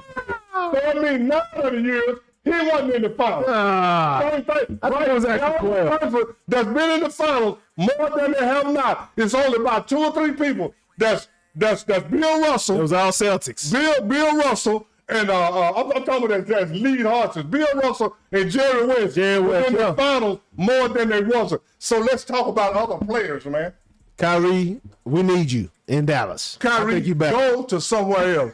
We don't want you because you're going to mess up Cooper Flag the same way you tried to mess up Jaylen Brown and Jason Tatum because you don't like young players because you think you're better than you are. Speaking of LeBron, should he stay or should he go? Should he leave LA and go to Cleveland, go to Miami, go to OKC, go to Golden State? What should LeBron do? Whatever he want to. I'm asking you, what do you think he should do? He should either go to Cleveland or to New York. Cleveland, you think he can win in Cleveland right now? I'll tell you this. They'll have a hell of a lot better chance than they do now. So they're going to get rid of James Harden? You talking about LeBron, Harden, and Mitchell? No, I don't want James Harden on no team trying to win. Man. I don't want James Harden on no team trying to win. We're going to get on that a little bit. I know, because I'm a realist. So where would you like to see LeBron go? I'd like to see him go to New York. I would too, I can't even lie to you. I'd love to see him go to New York. I think that's been brewing for a long time. Because so far, Man, because Jalen Brunson can catch and shoot, and Carl Anthony can rebound. If you can't, and he can hit outside shot. But Jalen Brunson, the New York Knicks work so well when Jalen Brunson has the ball in his hand. And No, they don't. You don't think so? Did you see the game the other night? Oh, they got 11 wins in a row. Did you see the game the other night? Yeah. That's the best they look. They scored 130 points. Nobody had 20. That's the best I've seen in New York. Nobody had 20. They've been doing playoffs. No, they ain't. A lot of them been doing playoffs. I'm just saying, for the game I sit down and watch the other night. Yeah. Ain't saying they ain't did it all year. Yeah. But if they play like that, they got 7 guys in double figures. They're going to. And then Carl Anthony got 15 rebounds. If they can get 7 people in double figures and Carl Anthony get 15 rebounds, they can win the championship. You put LeBron in that equation, everything changes. Absolutely, for the better. How? For the better. Tell me how. Tell me First how. off, LeBron know how to control the tempo. LeBron don't have to shoot every shot. And he know that right now in his career, though at the stage he is, if he want to win a championship, he cannot be the lead horse. Jalen Brunson's gonna be the lead horse. He still got to come in. LeBron can control the tempo, pass, rebound. I'm just saying. LeBron's not a catch and shoot guy, so with Jalen Brunson running the show, and Jalen Brunson's gonna be the catch and shoot guy. he's not a catch and shoot guy though. Neither is Kyrie. They won a championship together. But I'm just saying, they'll be better now. I'm just saying, he don't run. LeBron ain't played with a lot of catches. D-Wade wasn't catch and shoot. Chris Bosh, Like I said, when LeBron shows up to your team has molecularly changed drastically. absolutely, because Because the ball runs through LeBron now. So everything we knew before, everything we see that New York's doing right now is not going to be the same. all I'm gonna say it like this: he don't won a championship with every team he been with. So if he go to New York, it might be the same thing. He done won a championship in Miami, Cleveland, and LA. So he know how to play with different players. Can't argue with he that. know how to adjust. Can't argue with LeBron that. James is the best. But LeBron James and Magic Johnson is the best all-around basketball players I've ever seen. All around. I ain't talking about scoring. See, and this is the thing. Everybody just thinks scoring is the end-all, be-all. They done forgot about rebounds, assists, and 1%. One thing they really have forgot about, shooting percentage. Shooting percentage. Because this is what I'll do when he go look at the game. This is the 3 things. These are the first 3 things. This is what I want everybody to start. Everybody listen to the show right now. Go look at how many people in double figures. That's a great indication of who won the game. Then go look at who won the rebounding battle. That's the second great indication of the game. Then when you see a guy got 20 and 30 points, go look and see how many shots he got. Yeah. If he got 20 shots and 28 points, he ain't did shit. Man. Those are the 3 things I look at. I look at how many people in double figures, who won the rebound, then I look at a shooting percentage. Those are the 3 things that I look at. And every time I look at them, most of the time when somebody got 6 or 7 people in double figures, they done won. You done won the rebounding battle, you done won. You done shot a high percentage, you done won. Simple as that. That's what I look at. Yeah. And that's what I go by. And every time I look at that, that's who, the other night. Okay, so like I said, New York had 7 people in double figures. Nobody had 20. If they can play like that, that's a hard team to beat because who you going to double team? Everybody's scoring. That's why OKC good. OKC have 6, 7 dudes, sometimes 8 in double figures. It's hard to beat that. It's hard to beat that, man. For sure. But I mean, hold on 1 second. And I don't know who, and as far as want LeBron to take a pay cut and all that, I wouldn't take no pay cut either. This is the thing, man. And this is what I'm saying. I don't know how to feel about that because I know how much LeBron changes everything in an organization. He changed it for a winning perspective. You never doubt how you change it. As long as you but if we look at it winning I don't know if LeBron can go to New York and they'll win a championship. I think Cleveland has a better chance of winning a championship. I think LeBron brings them down because of the chemistry that New York already has. Okay. I would love to see him in New York because I want to see LeBron win. But LeBron's not gonna take a 6-man role. He's not gonna take a back seat like that. He don't need it. He took a third seat for 2 sorry-ass people. Yeah, you're right. Jalen Brunson, I'll take Jalen Brunson. And it's not that I don't think LeBron can. I don't want to see it. I think LeBron is too great to have to take that back seat like that, man. Yeah, you can say the whole thing. I'd rather see LeBron go to the big 3. This is the whole thing. All that back seat, front seat, that's some new shit. Yeah. Because this is the thing. I didn't know that James Worthy took a back seat to Kareem and Magic. I didn't know Kareem took a back seat to James Worthy and Magic. I didn't know Magic took a back seat. I didn't know, it wasn't no back seat because Magic got 3 MVPs playing, the finals MVP. James Worthy and Kareem got 1 playing together. So I don't know who the back seat, all that's just like, man, we ain't even gonna talk about this. This is supposed to be LeBron should stay and go, but let me bring this up. Did you hear what Draymond Green said the other day? Oh, Draymond, what'd he say? He said that it's not James Harden's job to stick Jalen Brunson. Who the hell he gonna stick? They both play guard. Say, man, these young guys, see, that's what's wrong with the league right now. These young guys think that the NBA is like NFL. You're a nickelback. You go in on 3rd down. Defense is defense, offense is offense. Defense, we're trying to keep the ball. The first thing I thought of is that go tell that to Jerry West and Walt Frazier who had to stick each other. Go tell that to Joe Dumars who had to stick Michael Jordan. Yeah. Go tell that to them. Yeah. Yeah. His job. But that's what they think. They think that they got specialties. Man, when you on the court, when you on the court, you got it. when you're on the court, it's basketball. Yeah. All that, he can't stick him, man. All this stuff started in the 80s, man. I'm serious.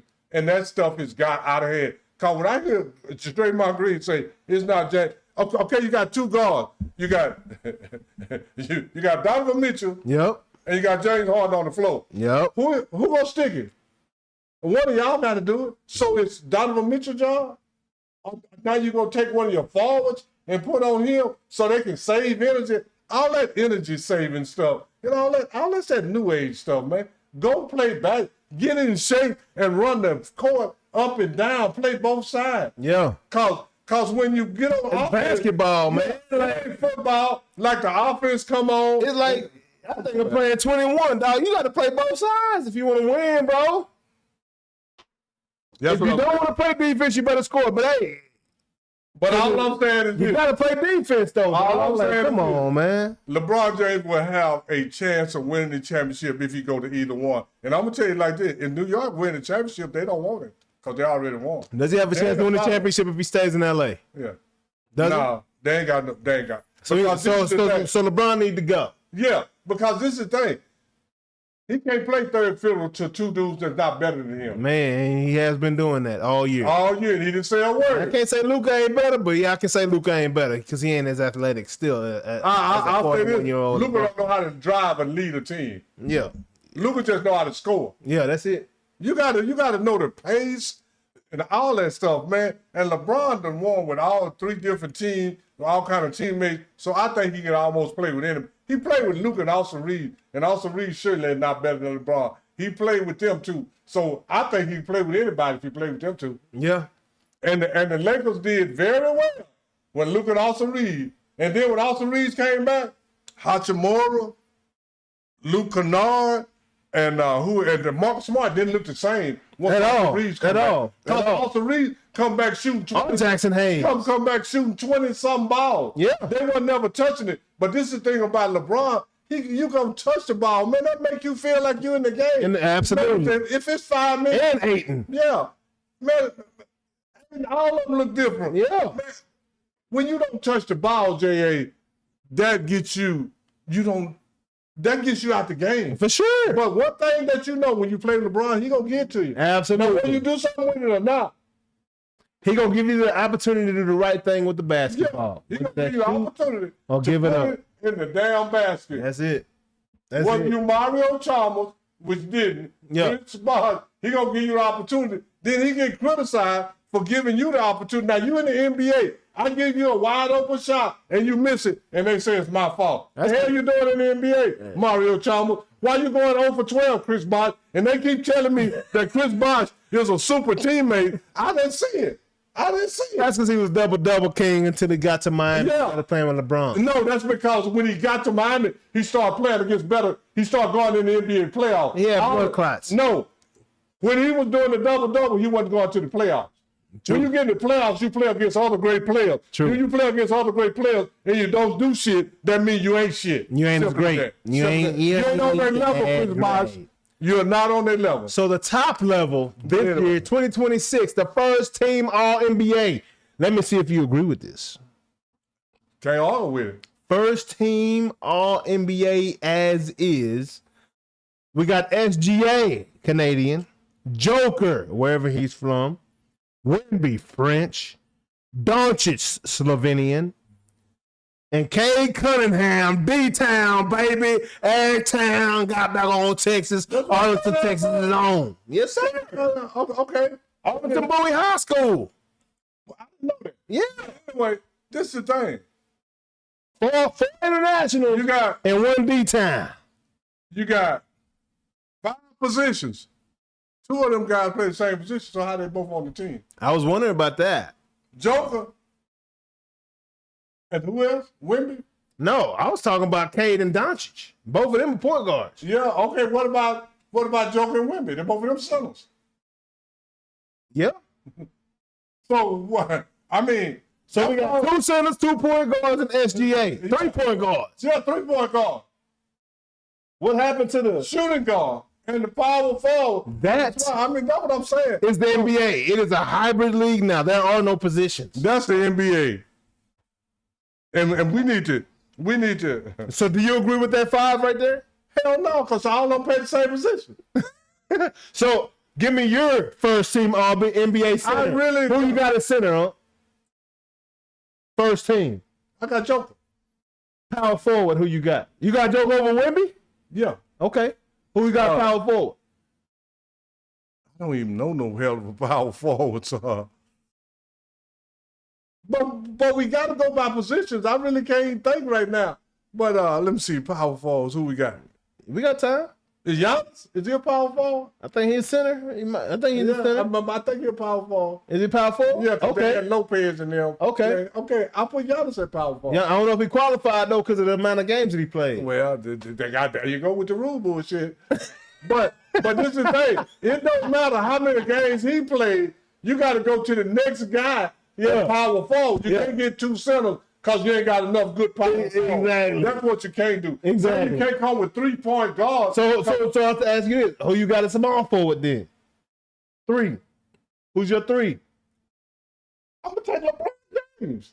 Okay, but is he playing point or is he playing 3? Playing 3. He always played 3. He just running the game. He ran point in Cleveland. He's a point forward. He's a point forward. I mean, this all the new shit. I'm disagreeing with the new people. Because every time he played, he always played with 2 people play guard, right? Point forward, no. They call Scottie Pippen a point forward. So who you got as shooting guard? Shooting guard right now? In my opinion, it's only one. I don't care if he was injured or not. He's a point guard though. Luka's a point guard, yeah.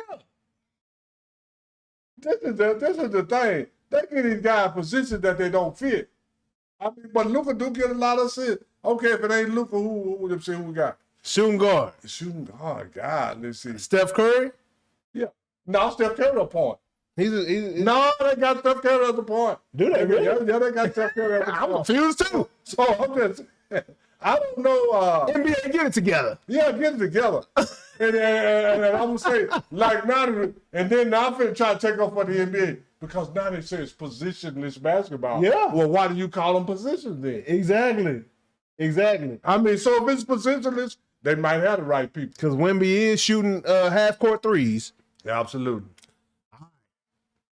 Anyway, so you do agree with the first team All-NBA squad? I really can't disagree because it's some bullshit. You ain't putting Jalen Brunson ahead of Cade Cunningham. Jalen Brunson ain't just a shooting guard, eh? He's a point guard. See what I'm saying? Cunningham's a point guard. All the shooting guards is point guards now. Yeah. Shooting guards mean you shot a lot. And these guys shoot more than the these guys shoot more than the shooting guard. who New York shooting guard? I don't have a clue. I know it ain't Jalen That's Brunson. what I'm saying. That's what I'm saying. It's his team from Villanova, teammate from Villanova. Hart, yeah. You see what I'm saying? But Jalen Brunson shoot all the time, and James Harden don't. But he didn't point guard. So should Draymond Green be the first team All-NBA power forward? No. Hey, you can go get Aaron Gordon. No. I give it to Aaron Gordon. I give it to Aaron Gordon. He's in the conversation. Yeah, I'll take Aaron Gordon then. Draymond ain't. Draymond ain't. Do you know what that Draymond is? What is that? He's all triple single. Triple single. He's all triple single. And then when he say it's not James Harden's job, the job of God, I'm like, whose job is it? And, so Kevin Durant, we could put him in small forward or power forward. Can't put him over Stretch LeBron. forward. Can't put him over LeBron. But he's stretch small forward. Stretch forward. Yeah, y'all can put KD over there, and LeBron is small forward, and I'll put Joker at the center. Yeah. Yeah, because Joker was what, third in the league in scoring? I don't even know. Joker was either third He's up there. fourth in the league. He was in the top 5 in the league in scoring. He's number 1 in rebound and number 1 in assists. Yeah. How the hell that ain't MVP? Sound like a point guard. I mean, so SGA won scoring. He wasn't in the rebound, and he wasn't in the top 10 in rebound and assists. But Joker was number 1 in 2 of them, and number 4 in none. So how's it? See, man, that's why I don't like stuff they vote on, but I got to go by because everybody else do. Absolutely. Everybody else do. And on to the next one. So KD made history, huh? Think about that. Nothing. 5. This is the 5th only player in the history of the NBA. 5 different teams, all NBA on each team. Now he wasn't first team. Then KD was second team. 3 of the teams, But he still made all NBA. 3 of the teams he ain't do shit on, so I don't really care. Don't make no big difference. I mean, he did something on That's OKC. impressive though. Huh? That's What? consistency, man. 5 teams, all NBA. That's hey. So let's criticize him for jumping teams like that. That ain't shit because he jumped teams. He jumped team. I mean, because if it ain't. When he left OKC, I was pissed off, and I ain't really just. No, I've never respected KD the same since he left OKC to go to Golden State. But I haven't either. moving on. Well, and this is why we talk about the NBA, J.A. I just want to tell you this. About jersey sales, Yeah. LeBron James Yep. have led the NBA Yep. 9 times in his NBA career in jersey sales, which is an NBA record. Before Steph showed up. No, no, wait a minute. LeBron James have won 9 jersey sales in 21 years, right? Yeah. Steph Less than Curry, half. Steph Curry has won 4 in 17 years. So let's talk about something else. Quit trying to compare Steph Curry to LeBron James. That is no comparison. Let's talk about Coach Mazzola. Yeah, Winning coach of the year. Was that deserved from the Boston Celtics head coach? Yeah, I can say that. You think so? He didn't have a job this year. He didn't have Jason Tatum most of the year. Yeah, absolutely. And then, and that was everybody got bomb. mad at Jaylen Brown because he said it's his favorite year, and that's because he didn't have to fool with Jason Tatum. What about my boy up in New York, though? Mr. Mike. Mike Brown? Mike Brown, yeah. LeBron old coach. He going to New York, scrutiny like crazy. Got Thibodeau, took them boys to the Eastern Conference Finals last year. And New York finished in front of Boston, too, in regular season. Yeah. Yeah, so yeah. So how can you not? I mean, like you said, when you put it to content, when you put, see, this is the thing. And he coming to New York, that is a tough role. But this is the whole thing. When you put some context, a lot of this stuff we don't put context to. Yeah. When you put some context to it, sound like Mike Brown should have won. Absolutely. I agree 100%. But I can't argue with this choice either. I agree. Hey. Because Boston finished, what, second? Yeah, they Behind New did. York? No, actually third, because Detroit okay. finished first. Okay. And even Detroit's head coach. Why not that? We're talking about Detroit. Yeah. Detroit was a floor mat like 3 years ago. So 4 years ago. Well, they gave it to him because he lost his so-called best player and still went. Yeah, we still talking about a doormat though. Yeah, Talking about the Pistons. Ain't nobody talking about them in a minute. It's all subjective. What you like. It's just all about. And you say you don't like them opinionated awards. I don't like the awards that people vote for, but I go by them because people vote for them. You got to. And then a lot of these awards, like they said in the history of the NBA, but this is the thing, these awards haven't been in the existence since the history of the NBA. For sure. So we got to put some context to all that stuff, man. For sure. Tell me this. After watching the Cleveland Cavaliers go down to the New York Knicks the way they did, after watching the New York Knicks pick on James Harden in that series, do you believe James Harden is done? No. You don't think so? No. Everybody want 20 points. Everybody want a guy.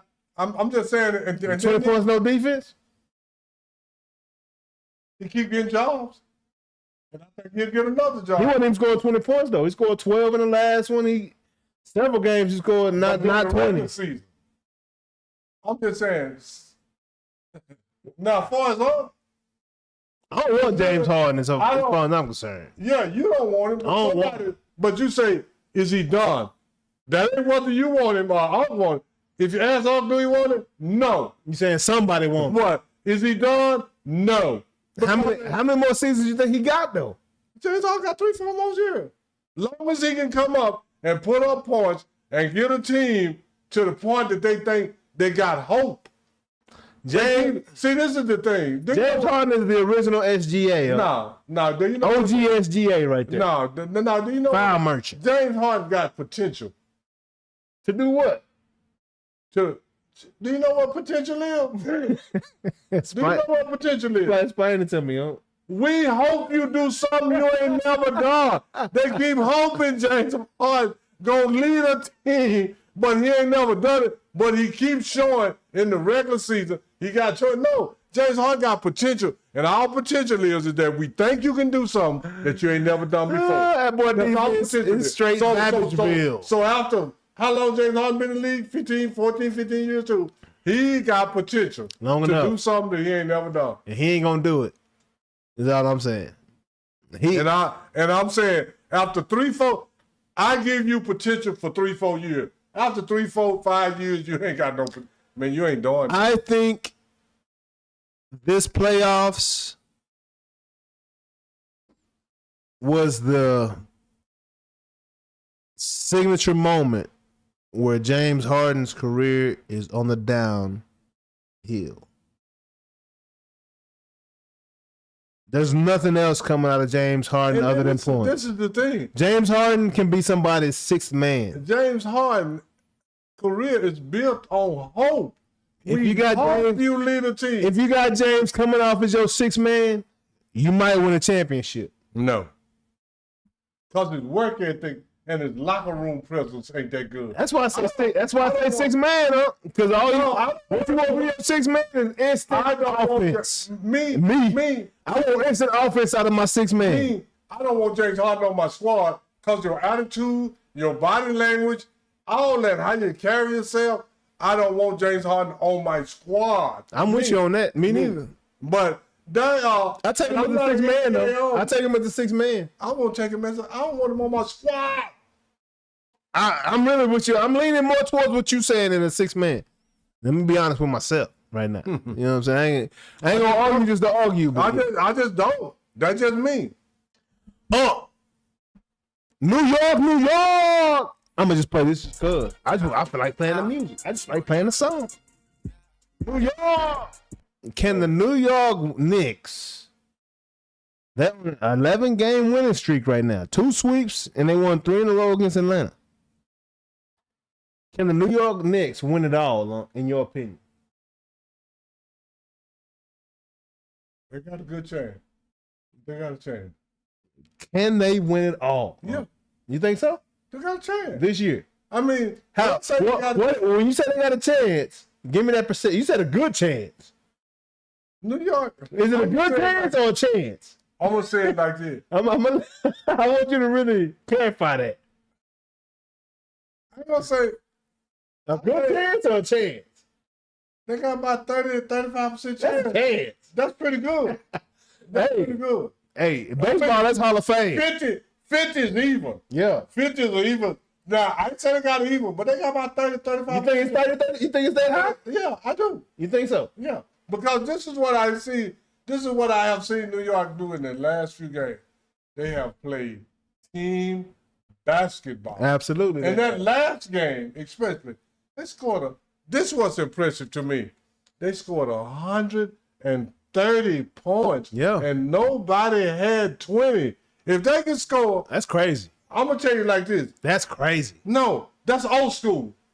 That's old school. That's crazy right there. That's 1960s. Ooh. Because in 130 and nobody had 20? Check this out. In the 60s. Yeah. In the 60s, they had balanced scoring like that. Yeah. Go look at the 60s and see how many of them guys on the all-time scoring list.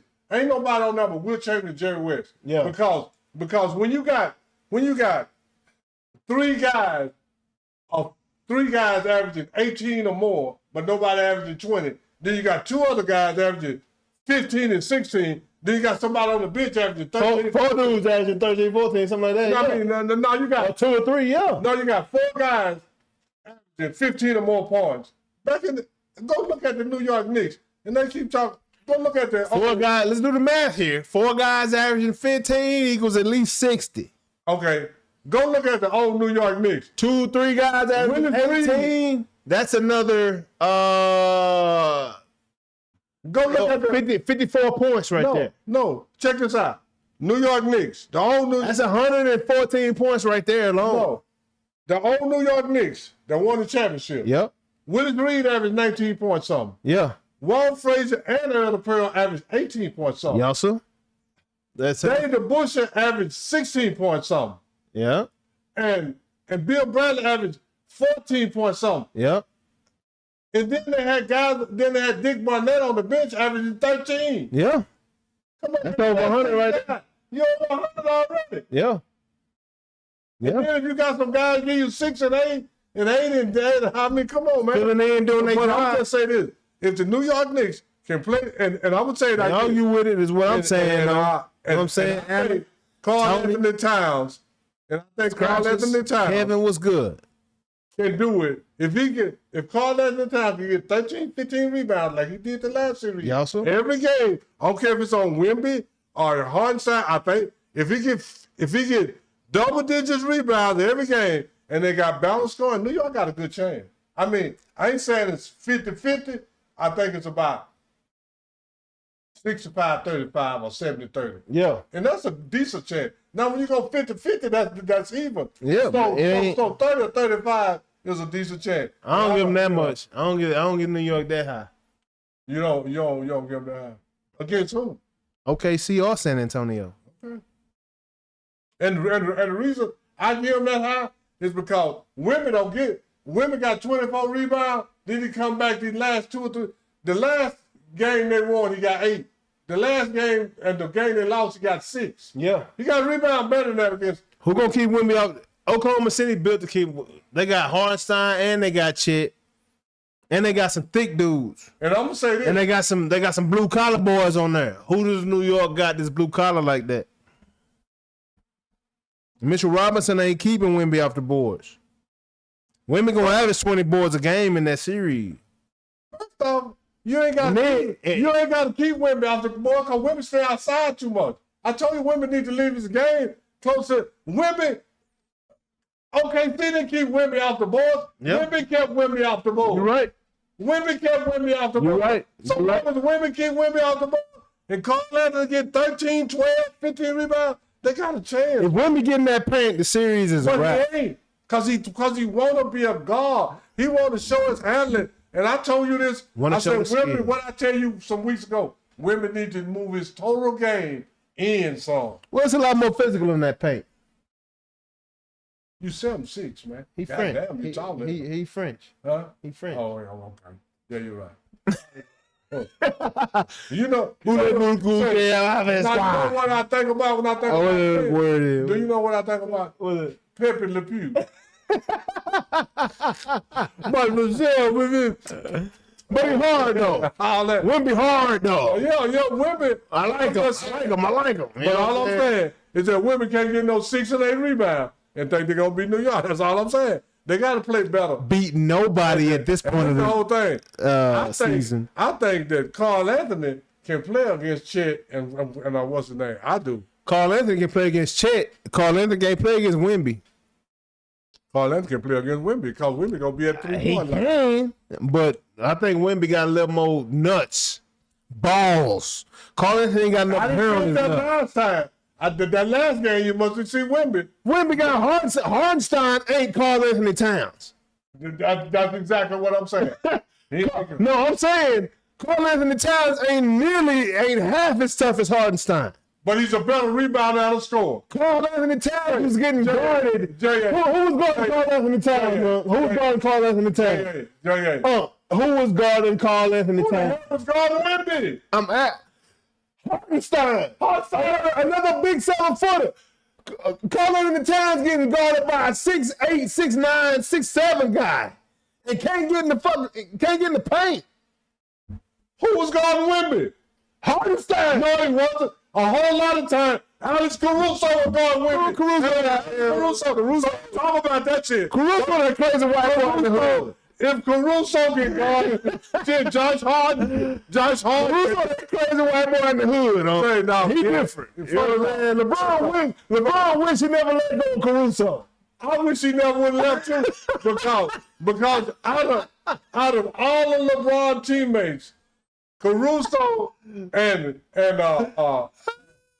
Caldwell Pope is the only two that to win and won a championship. Caruso get the card. He gave me Owen around this whole Nah. First off, Caruso ain't no white boy. That's what I'm saying. Yeah. That's what I'm saying. But so all I can say is like this: if Caruso try to guard Carl Anthony gonna dog him worse than Wemby did. Cause one or two games, Caruso was on Wemby for about 10 straight minutes. Yeah, he was. Let him get on Carl Anthony for 10 minutes and see what happens. Carl Anthony gonna get it. Towns can't mess with. I don't believe Carl Anthony Towns can. He don't want no part of Wemby on. In my opinion, Carl Anthony Towns. But this is the thing. He want a part of Caruso. Shit. Hell, women didn't want none of Caruso. Hell, you talk about. But that's because Caruso came in after Hardenstein put them balls on him. Don't tell me about nobody got 8 rebounds, Jay. You know what I'm saying? You 7'6", and you got 14 rebounds in 2 games. I don't want to hear shit from you till you do something better. All right, so who you got, huh? Who you got is OKC and San Antonio series? OKC at the first. You got OKC coming out that thing, huh? Yeah. You think San Antonio too immature right now? I done buried in now. Too late to switch now. Hey. And I think they really gonna come out. I do too. Yeah. I think it's too much. And this is the thing. OKC too deep, man. They got San Antonio rolled down like 4. They went to the bench and rolled down like 4 more 7-footers. But check this out though. OKC got Williams and somebody else hurt. Mitchell. They got 2 of their 25 players missing 2 of their starters. Oh, he started too? Mitchell's a starter. Oh, okay. I know Williams was. I couldn't remember. Yeah, Mitchell, that's that Drake and J. Cole looking. No, dude. The one that come in and shoot them 3 points off McCain. Yeah, he started last game. That's what I'm saying. So yeah, they deep now. Can't take that away from you now. Them boys. So that's why I'm calling OKC. And I'm gonna tell you this, and I'm gonna be honest with you. I didn't think that San Antonio was even gonna play this good. I really didn't. Man, I didn't think they were gonna get 2. Castle, Vassell, Wemby. Them boys can go, don't? They got some guys, and they deeper than what I'm saying right now. Oh, yeah, absolutely. Then they got De'Aaron Fox. And De'Aaron Fox is the one that I believe is letting them boys down. He's the one not showing up. Now, Wemby need more than 8 boys, need more than 3 boys. But they brought De'Aaron Fox to come score 20. To do what he was doing in Sacramento. And he is not. He is a shell of himself in Sacramento right now. Let's be real with it, huh? The same way you say, oh, it's hard to play with LeBron, it might be hard to play with Wemby. How? He's a big.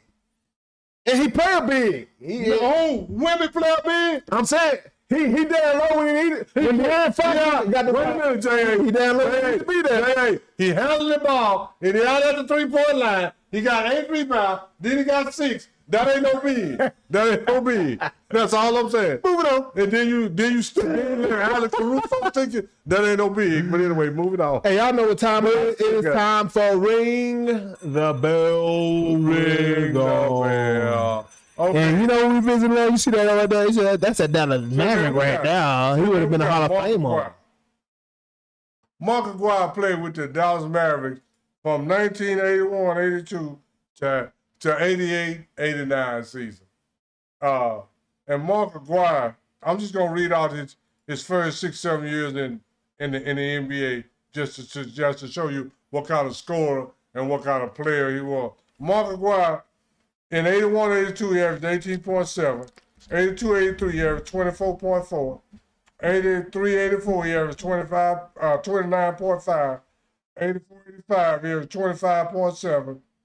85-86, he averaged 22.6. 86-87, he averaged 25.7. And then 87-88, he averaged 25.1. So that show you that Mark Aguirre, during his early career, he was an elite scorer. And then in 1988, after the 88 season, 88-89, he got traded to the Detroit Pistons. And when he got traded to the Detroit Pistons, Dallas traded Mark Aguirre for Adrian Dantley. And like I told you a few weeks ago, Adrian Dantley is one of the very few guys that scored 30 points 4 years in a row. But anyway, that ain't what we're talking about. Mark Aguirre got traded because back then, when Adrian Dantley was at Detroit, Isaiah Thomas and Joe Dumars and them didn't like Adrian Dantley because they say he was a ball stopper. When he got the ball, he kept it too long. And I don't see how that was a difference because Mark Aguirre was accused of the same thing in Dallas as being a ball stopper. And being a ball stopper is basically AKA a ball hole, we used to call a black hole. When you get in the ball, you'll never see it again. But this is the thing about Mark Aguirre. When the year that they Detroit traded Mark Aguirre for Adrian Dantley. Adrian Dantley came to Dallas, stayed in Dallas a couple years, then he went to Utah. And that's why Adrian Dantley had his best years in Utah. But we talk about Mark Aguirre. Mark Aguirre left Dallas, and then in 88, 89, Mark Aguirre won the NBA championship with the Detroit Pistons as a starting small forward. Now, like I say, I'd like to put some context to this stuff. And even though they said all this stuff about Adrian Dantley and all that, but the real truth is that Isaiah Thomas and Mark Aguirre, both from Chicago. Mark Aguirre went to the University of DePaul and all that. But once they traded for Mark Aguirre, they won the championship their very first year that they acquired Mark Aguirre. That was Detroit Pistons, Isaiah Thomas, Joe Dumars, and Vinnie Johnson, all those guys. That was their first championship. And then the next year, Mark Aguirre was starting for Detroit, but Detroit had a slow start that next year. This is 89-90 when they won their second championship. Detroit had a slow start to the season. Mark Aguirre did something that you would never find a guy today do.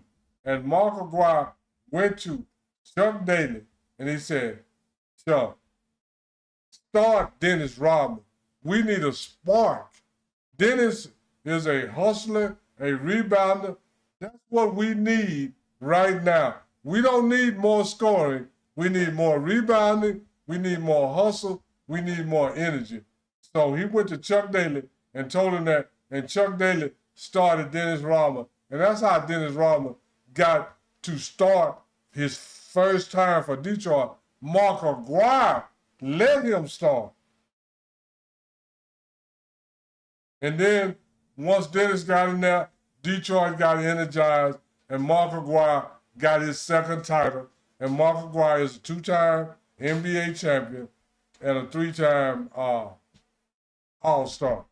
So Mark Aguirre did something, like I said, that these young guys won't do now. He went to Chuck Daly and he told him, start Dennis because we need a spark. And that sparked him to the second championship in a row. And that was because of Mark Aguirre. He went over to Chuck Daly and told him to start Dennis Rodman. And you will never get a guy to do that today. And Mark Aguirre, he was that dude. Mark Aguirre could score, and he was very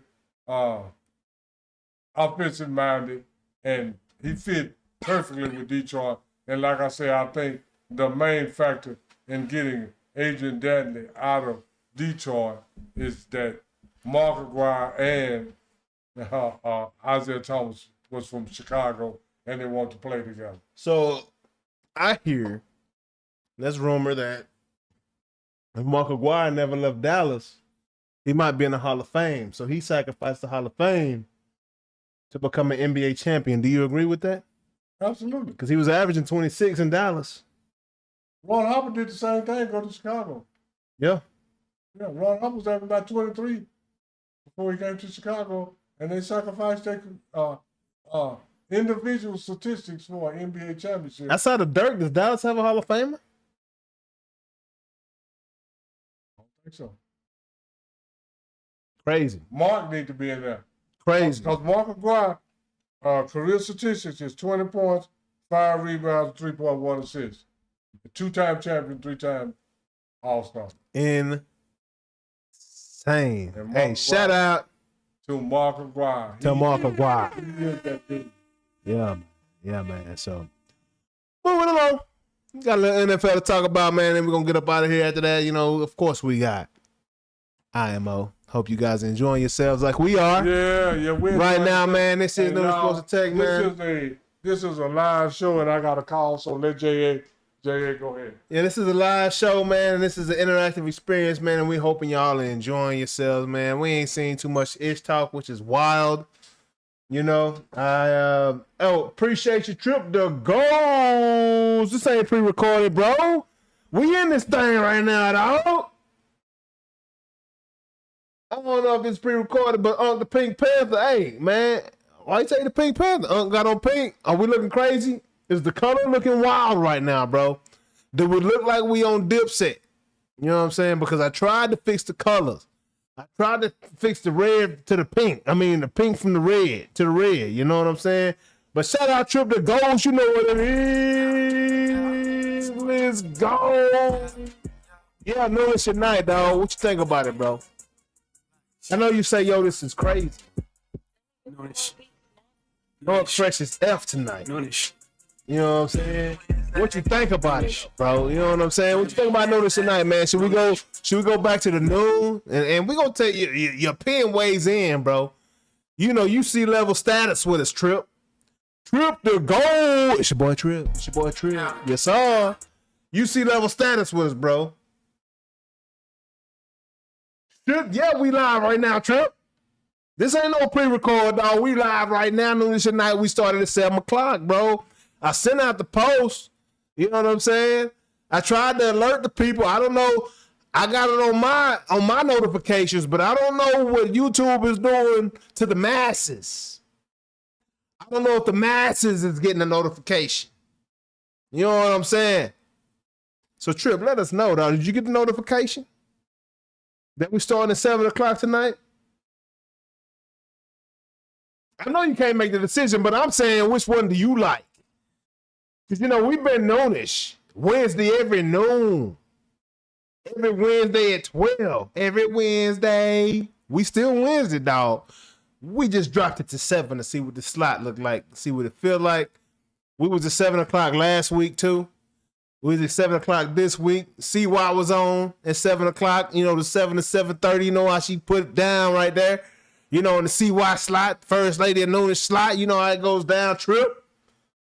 You didn't get the notification, Trip. See? That's what I'm talking about, man. See, that's the feedback I need right here. And appreciate the hey, man. We appreciate the super chat, dog. You know. Crypto Ghost in the building.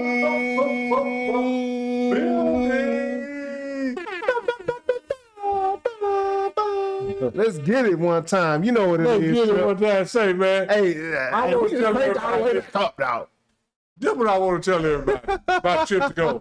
Say, man.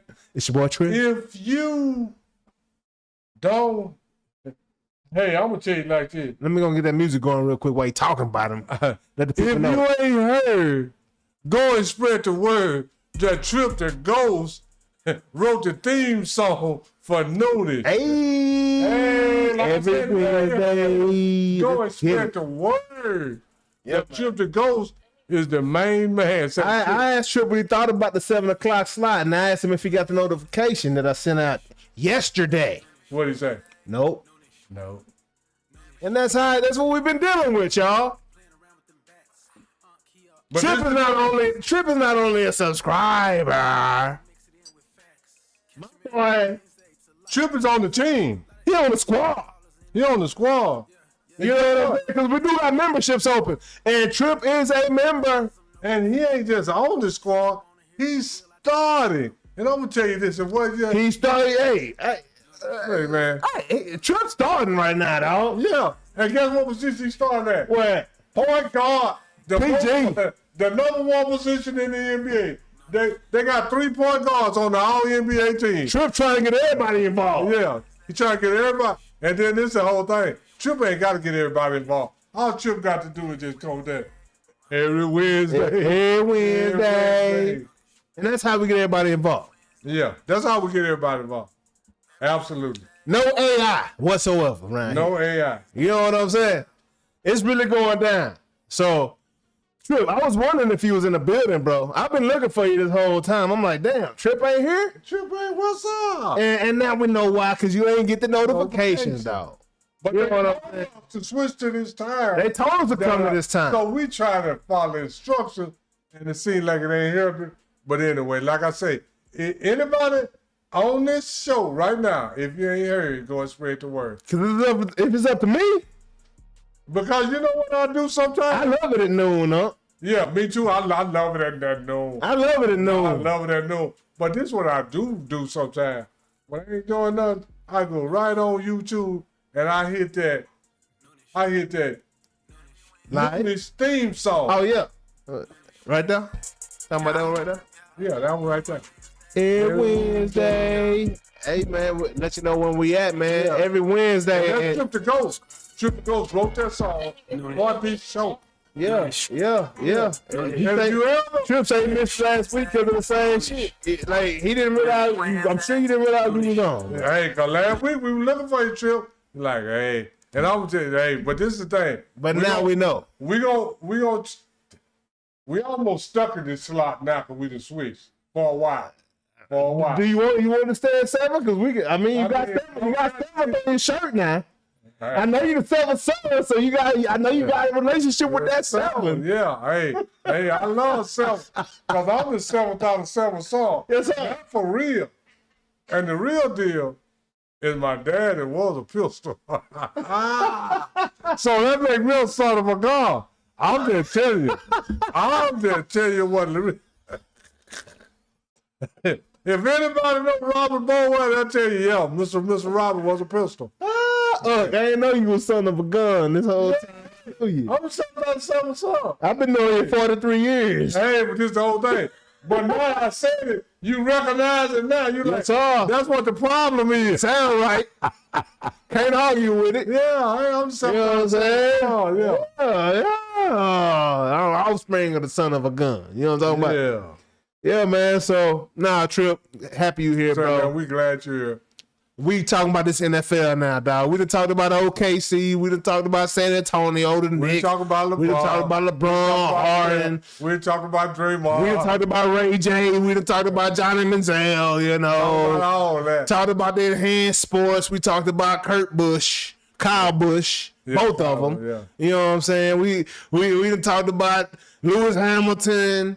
We done talked about Paige Beckers, lick you from your head to the toe, down to the bed, down to the floor. We done talked about them all. Yeah, we done talked about all the subjects. And now we're here. Pickens and them Cowboys. Oh! What Pickens doing now? What is it? Is something I missed? Ain't nothing you miss. But the Pickens and the Cowboys are hopeful that they will sign the multi-year deal along the way. Oh, yeah. Are you hopeful that that happens? Or do you feel like about Pickens the same way you feel about Kyrie? No. They got the same production. They got the same production. I need Pickens just to take your job serious. That's all. Yeah. Pickens got talent. Let your dedication, no, for real. Let your dedication and your work ethic match your talent, and you'll be a supreme player. Simple as that. I reckon Be dedicated to coming to team meet. Be dedicated not to going to sleep. Be dedicated. Say, man, can you give me 16 weeks out the strip club? Yeah, Can you give me? We got 52 weeks. We're just asking a young man to advance his maturement. Or his maturing. Yeah, we want him to mature. Yeah. We want him to mature quicker, but you can't. It's still the young man with the same talent right now that he's gonna have when he is mature, and hopefully he matures quicker than later. But this is the thing: if you ain't showing no maturity, I can't keep investing money in you. You gotta show. You gotta show me some. Yeah, you gotta show me some. Yeah, show me some. Yes, that's all I'm saying. You ain't gotta show me like you 35. Just show me that some. How show me you get it. About 25, 26. Pickens? Yeah, because been leave. He got to be like 25, 24, 25. I mean, it don't, but between 24 and 26. So anyway, this is all that. I don't want you to just show me a mature person for your age. I don't need you to be a mature 35-year-old. I just need you to be a mature 25-year-old. George is 25. He's 25 years of age. So I need you to be a mature 25, not a mature 35. Because if you're a mature 35, you might not even be in the league. But was a mature 25, what, like 28? No. 27? No. What? It's a mature 25. Hey, man. Yeah. I mean, I'm just saying. But that's... But, yeah. I mean, 25 should be...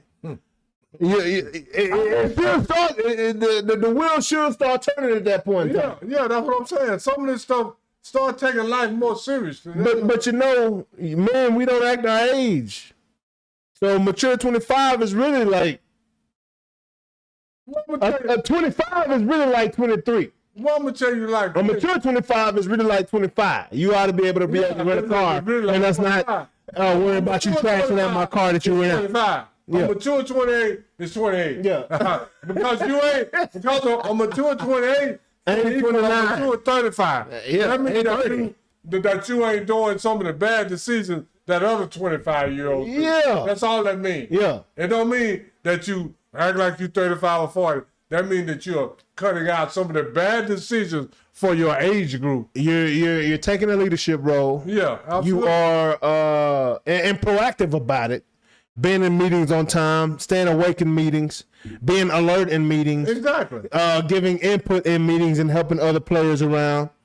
The younger guys get it so we can all get on the same page. So at this point, George, it's up to you. If you want the long-term contract, it's up to you. You are in the driver's seat, dog. All you got to do is you got to do more than drive. And this is the whole thing. You need to turn your blinker on. You know when you change lane, you gotta turn your blinker on. When you turn. When you turn, right? You gotta slow down. Yellow light. Can't run through yellow lights. Gotta slow down. When the light turn yellow, start hitting your brakes, steady your gas. I'm just saying, simple decisions like that. You might text and drive on an open highway or in traffic. I'm being real. Yeah. Oh, I'm yeah. being real now. Oh, absolutely. You might do something like that. But you're not texting and driving But going 80 down the highway, dog. But this is the whole thing.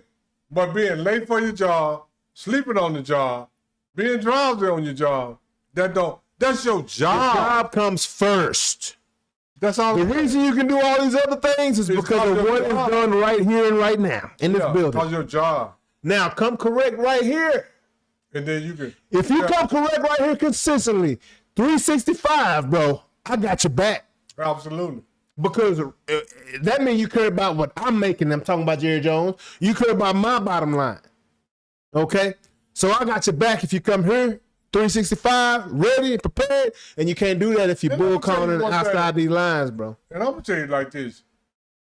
If you come correct and you come, because this is the one thing. Not even three. All you got to do is look at Michael Irvin. That's what I'm saying. Michael Irvin messed up after mess up after mess up after mess up. He came to work every day. What's his nickname? What's his nickname? The playmaker. He came to work every day and he trained hard. He did all that and he made plays. But now all that other stuff, when Michael Irvin went there and told Jerry said, Mike, I need to see you. He went up to the office. He said, man, what's this White House y'all got? Mike said, what? He said, you know what I'm talking about. He said, tell me the truth, I can help you. A lot told me I can't do nothing. What Mike do? Told the truth. Mike said he told him. Said I was trying to do the right thing. I was trying to do the wrong thing the right way. Yes, sir. Jerry bust out laughing. Hey. And I'm going to tell you like this. Because Jerry's a man. Jerry is a man, too. He Every understands what's going down. Every time Michael Irvin went to court, guess who was there? Jerry Jones. Yes, sir. Why? Because he came to work. You work for me, and you're a hell of a worker. And he was a man and told him the truth. And he was a man that told the truth. So, George, come to work hard, work every day. Jerry got your back, man. Don't do no two-face shit like shaking my hand in my face and then go back and talk to your agent and say something else. Moving along, but yeah, Pickens, we want you here too, dog. Hopefully it all works. Absolutely, I want Pickens here, man. Out. Pickens Because is the ultimate. Man, he got a lot. he's the closest thing to the playmaker that I've seen the Cowboys have. Somebody's going to go. Now, T.O. was great, but he wasn't like the playmaker to me. He was just physically bigger and better than everybody. Playmaker made plays. Well, T.O. made plays too. I ain't saying he didn't make no plays, man. And I love T.O. Yeah. Oh, yeah. Oh, but this is the thing. I love T.O. He was Michael Irvin to me. Once you get to Super Bowl rings and all that, I mean, that just do take you to another level, man. Dez Bryant now. What was that? I can't forget about Dez. Dez didn't get that ring, so. He should have, but the referees took it away. Shoulda, woulda, and coulda. Don't get it. It's just if you did. It ain't shake. It ain't shake. And you know more about this than me, Unc, but R.I.P. Manny Fernandez from the Miami Dolphins, Unc, passed away. Manny Fernandez was a defensive lineman, right? That's what I'm Absolutely. for. Absolutely. Yeah, Manny Fernandez. I'm trying to think. This has been a long time ago, but I know that Manny Fernandez was on that undefeated team. Yes, sir. He was on that back-to-back Super Bowl team. Yes, sir. And I think Manny Fernandez, don't make me lie, it's been some, man, that was in the 70s, man. Yeah, a minute, man. You know, and Manny Fernandez was 72, perfect season. Yeah. And Manny Fernandez was I want to say D-tackle, a D-end. Yeah, I'm pretty positive he was on that D-line. Yeah, D-line for sure. And I mean, and this is the thing. He played defense, and you know what they call Miami defense? 75. What they call him? No name. The no-name defense. Because they didn't have no Mean Joe Green. They didn't have no Charles Haley. They didn't have no Reggie White. They had all solid as hell players. If I'd have known that, I wouldn't have asked you nothing by Manny Fernandez. What's that no-name defense? No, that's what they called them. I mean, they had... I wouldn't ask you anything. I put you on the spot about a dude that ain't really got no name like that. You know, they had Jake Scott was a safety. They had Manny Fernandez, and they had a linebacker. I mean, but they was calling no-name defense. For a because reason. and That's the dumb. reason they was called no-name is because nobody was considered great, Yeah. Sound like Kansas City Chiefs. but everybody was considered solid as hell. Yeah, sound like Kansas City Chiefs defense. It's like, you ain't great, but you ain't weak. Yeah. It's hard to beat you, though. Yeah, it's hard as hell to beat you. I got to come up with the squad. Yeah. I can't find no weaknesses. Yeah. I can't find the great people. And this is the thing. And the only reason it wasn't great is because they were great because they went 16-0, man. Come on, man. And they won back-to-back Super Bowl, but they called them the no-name defense. And I just really, and I want to say Manny Fernandez, I don't want to be wrong, but I think he played D-tackle, man. It's just D. I think he played D-tackle. Hold on. What did Pickens do in Dallas that the media keep alluding to? Not want to say. Well, you know, one time he got What is Pickens done as they covering up? They just talking about small stuff. Yeah. He didn't break no laws. Nothing He didn't do no Just crime. missing meetings, bro. It's like when him and CD both In Vegas. got They was late. because they were both was at the strip club the night before, and they was late to the meeting or something. Unless it's something else I don't know about. Yeah, You know what I'm talking about? I mean, but it's small stuff. You gonna It's make me go nothing- look. It's nothing that his Find that. talent can't override. Because this is the thing. But My Jerry- parent them was out all the damn time. Because I'm telling you, because I've seen their ass. And I tell you this, if Jerry want you off the team or don't like you, Oh, you off. you gonna be outed by the media, bro. So if they covering something up for Pickens, Jerry making It's sure of Jerry that. want it. Jerry making sure of that. Yeah. Is all I'm saying, you know? 'Cause And, you know- and that might be why Pickens is like, yeah, I love it here in Dallas. Because I'm going to tell you like I got an this. owner that's gonna take care of me. There's And keep me out of nobody trouble. in the NFL do more than the Cowboys in the 70s and the 90s. Nobody. Man. Nobody. And I don't want to bring up a lot of ugly stuff, but go. 70s Pittsburgh Pirates was pretty wild. Huh? Nah. Go read about the stuff that Dallas Cowboys did in the 70s. Go read about Drew Pearson and the shit he got away with. Straight up? I Yeah. ain't know about that now. Yeah. You know, I don't want to bring up ugly stuff. Yeah. And, you know, some of it is very sensitive and all that. Yeah. But go read about Drew Pearson in the 70s and all of Thomas, Hollywood Henderson, Tony D at the club. Man, I've been at the club with Tony. I tell with Tony D, and Tony D got a limousine outside the league with 6 different white women in the limousine. I believe it. Yeah, all that kind of stuff, you know. I believe it. I believe it. Hey, But Pickens ain't Tony, yeah, them boy wild in the 70s, man. Yeah, but Pickens ain't done nothing too crazy, man. No, he ain't did nothing. He ain't did nothing like the Cowboys of the 70s or the 90s. I'm gonna say it like that. He ain't did nothing criminal. We going kind of long, so I'm just going to skip to this subject right here on because I just think it's funny to talk about. So AJ Brown supposedly was supposed to get traded to the Patriots a long time ago. But it didn't happen. He's still on Philly, ain't he? Yeah, New England Patriots PR is undefeated. absolutely. Well, they swept that Robert Kraft story in Florida under the table so quick and ain't heard nothing about it since.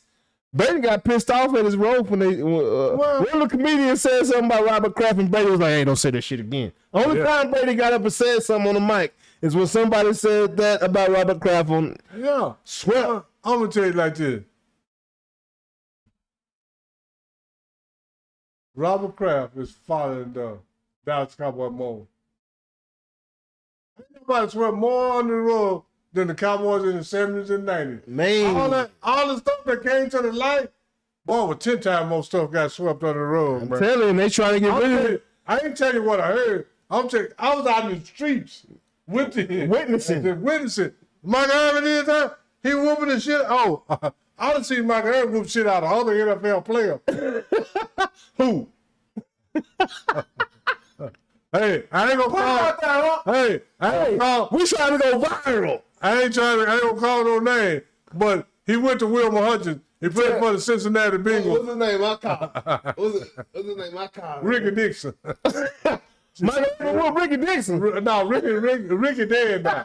No, at Beamer's. Why? In the parking lot. I'm telling you what I know. That ain't gonna no dudes. Yeah.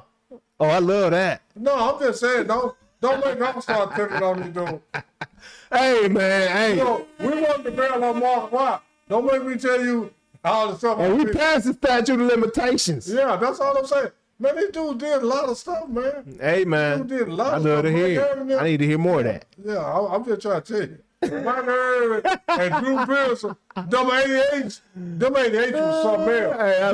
Hey, I love Michael Irvin. Yeah, straight up. Go read about Drew Pearson car wreck. They probably ain't got it in there now. They probably hit it. All the white powder was in his car and all that. Wow. And guess what? We didn't hear another word about it.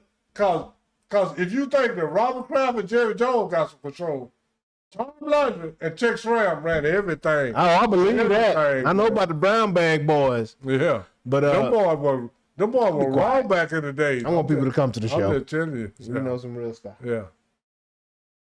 You know, I used to train the original founder of the Cowboys' wife. Bradford Wynn. No. Not Murchison and Wynn. Yeah. Clint Murchison and Bradford Wynn. It was two original owners. Yeah. Everybody talks about Bradford Wynn. Clint Murchison had the most percentage because he was calling the shot. Yeah, but it was two owners though. Had all the money. I mean, it's just like Mark Cuban right now. He still got interest in the Mavericks, but he can't call no shots. Gave him the rest of the money so he could get the Cowboys and do what he wanted to do. But I know some things though. Yeah, Clint, yeah. Yes, sir. But Clint, I used to train his wife, so she told me some stories. Oh yeah, absolutely. These wives have seen some things, and she told me some stories. But anyways, yeah. Hit me on Instagram, dog. I tell you, dog. I tell you, dog. But yeah, man, moving along. The past PR is undefeated, man. I just want to call that out. They sweep everything under the rug. Oh, absolutely. That rug got lumps in it. Yeah. Moving along. Now it's time for Trip to Go's favorite part of the show. It's time for IMO. In my opinion, this is the part of the show where me and Unc give our opinion about whatever in the world we want to give our opinion on, and there is no rebuttal allowed. So if I'm hot, steaming mad, biting my tongue over here, I can't say a word. I just got to go with it, flow with it until Unc is done, and then I give my opinion. And that's how this thing goes. So, in your opinion, what say you? Let me take a couple deep breaths. Yeah. You told me it's going to be real. Woosah. Woosah. No, but let me tell you like this, man. I don't know why nowadays basketball fans hate the truth. Then when you tell them the truth, they say you hate them. Mm-hmm. And I'm going to say this right now. And this is the thing about it. Let me say this here too. People think when I tell the truth on these players, I don't like them. No, I do like Michael Jordan. I do like Kobe. I do like LeBron. I do like Bill Walton. I do like Bill Russell. I do like Will Chamberlain. But the truth is the truth about anybody. And this is the truth. I'm going to tell the truth. Because right now, people are making up a lot of shit about Kobe. I don't like MJ. Yes, I do. But that don't mean he the GOAT. Because I don't believe in the GOAT. Because you can't be the best in the league when you didn't play. How can you be the greatest of all time when you only played 15 years? And then now we take our imagination. See, all this is our imagination. He would have did this then, he would have did. But all we can do is what you did when you did it. This ain't your opinion yet. Yeah. Impact on his impact. But this is just letting you know, and I just want some context to be known to some of this stuff. and right now, we gotta have some criterias to this. I don't even like the GOAT conversation, but since everybody have it and they talk about it, I gotta get caught up in it. But it's certain people we have to eliminate from the GOAT conversation. They don't belong. And my first elimination, let's get Kobe Bryant out the GOAT conversation. You know, a lot of people not gonna like this, But let's, we always talk about the mama mentality. He this, he that. Okay. And people say, and this is what people do when they get, when their favorite people come up, they say, oh, numbers don't tell the whole story. Yes, the hell they do. Kobe shot 41.2% in 7 NBA finals. Math is exact science. It's not a guess or an opinion. It's 41.2% for the NBA finals. And the 2 finals that he won MVP, he shot 40% and 43%. Go. And this is the thing. I'm not judging Kobe against my imagination. I'm judging him against other all-time greats. He went to 7 NBA finals, and his shooting percentage is 41. That's horrible for a considered all-time great. Let me read his shooting percentage in the NBA finals. In 2000, he shot 36.1%. In 2001, he shot 41.5%. In 2002, he shot 51.4%. In 2004, he shot 38.1%. In 2008, he shot 40.5%. In 2009, he shot 43%. 2010, he shot 40.5%. And that comes to a career average of 41.2. He only shot all of his NBA finals. He shot 51% one time, and his next highest average was 43. The rest of them was 41, 40, and 42. So, this is how what the police say do.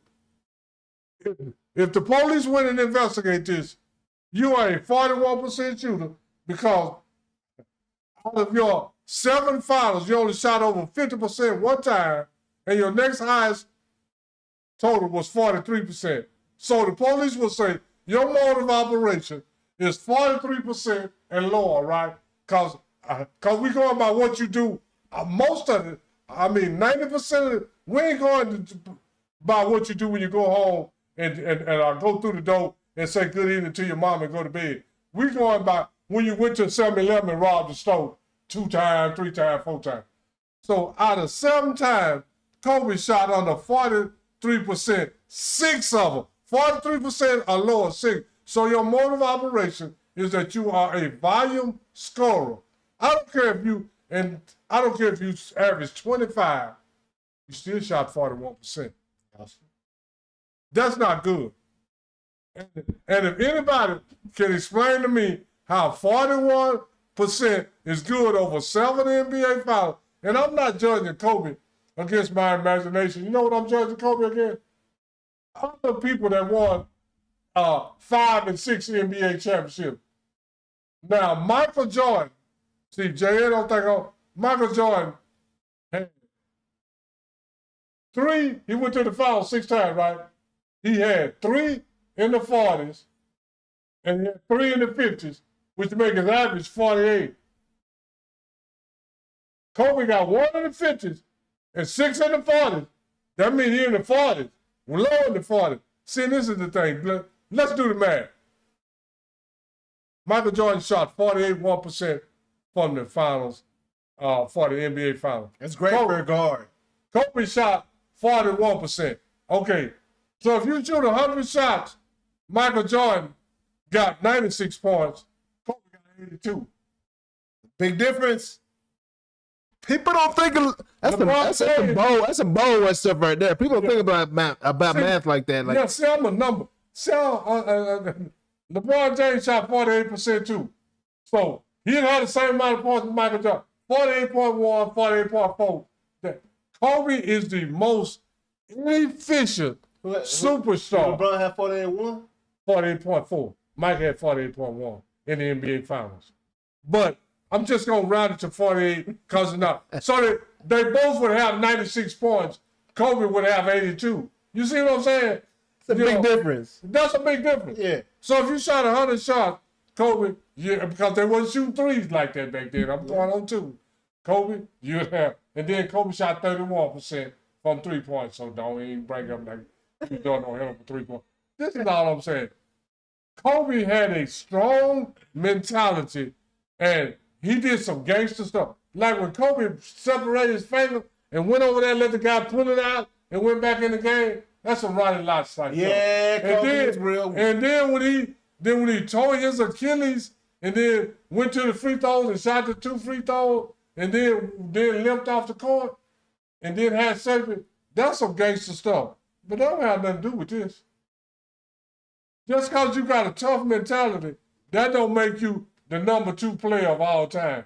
And this is the thing, when you start talking about GOAT conversation, let's talk about, okay, we talk about Michael Jordan, 6 finals MVPs, 5 regular season MVP, 10 scoring titles, defensive player of the year, all that. Kobe don't have no defensive player of the year.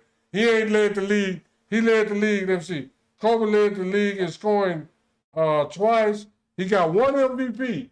So when you start, is the 1 MVP in the same category as 5? Is 2 finals MVP the same category as 6?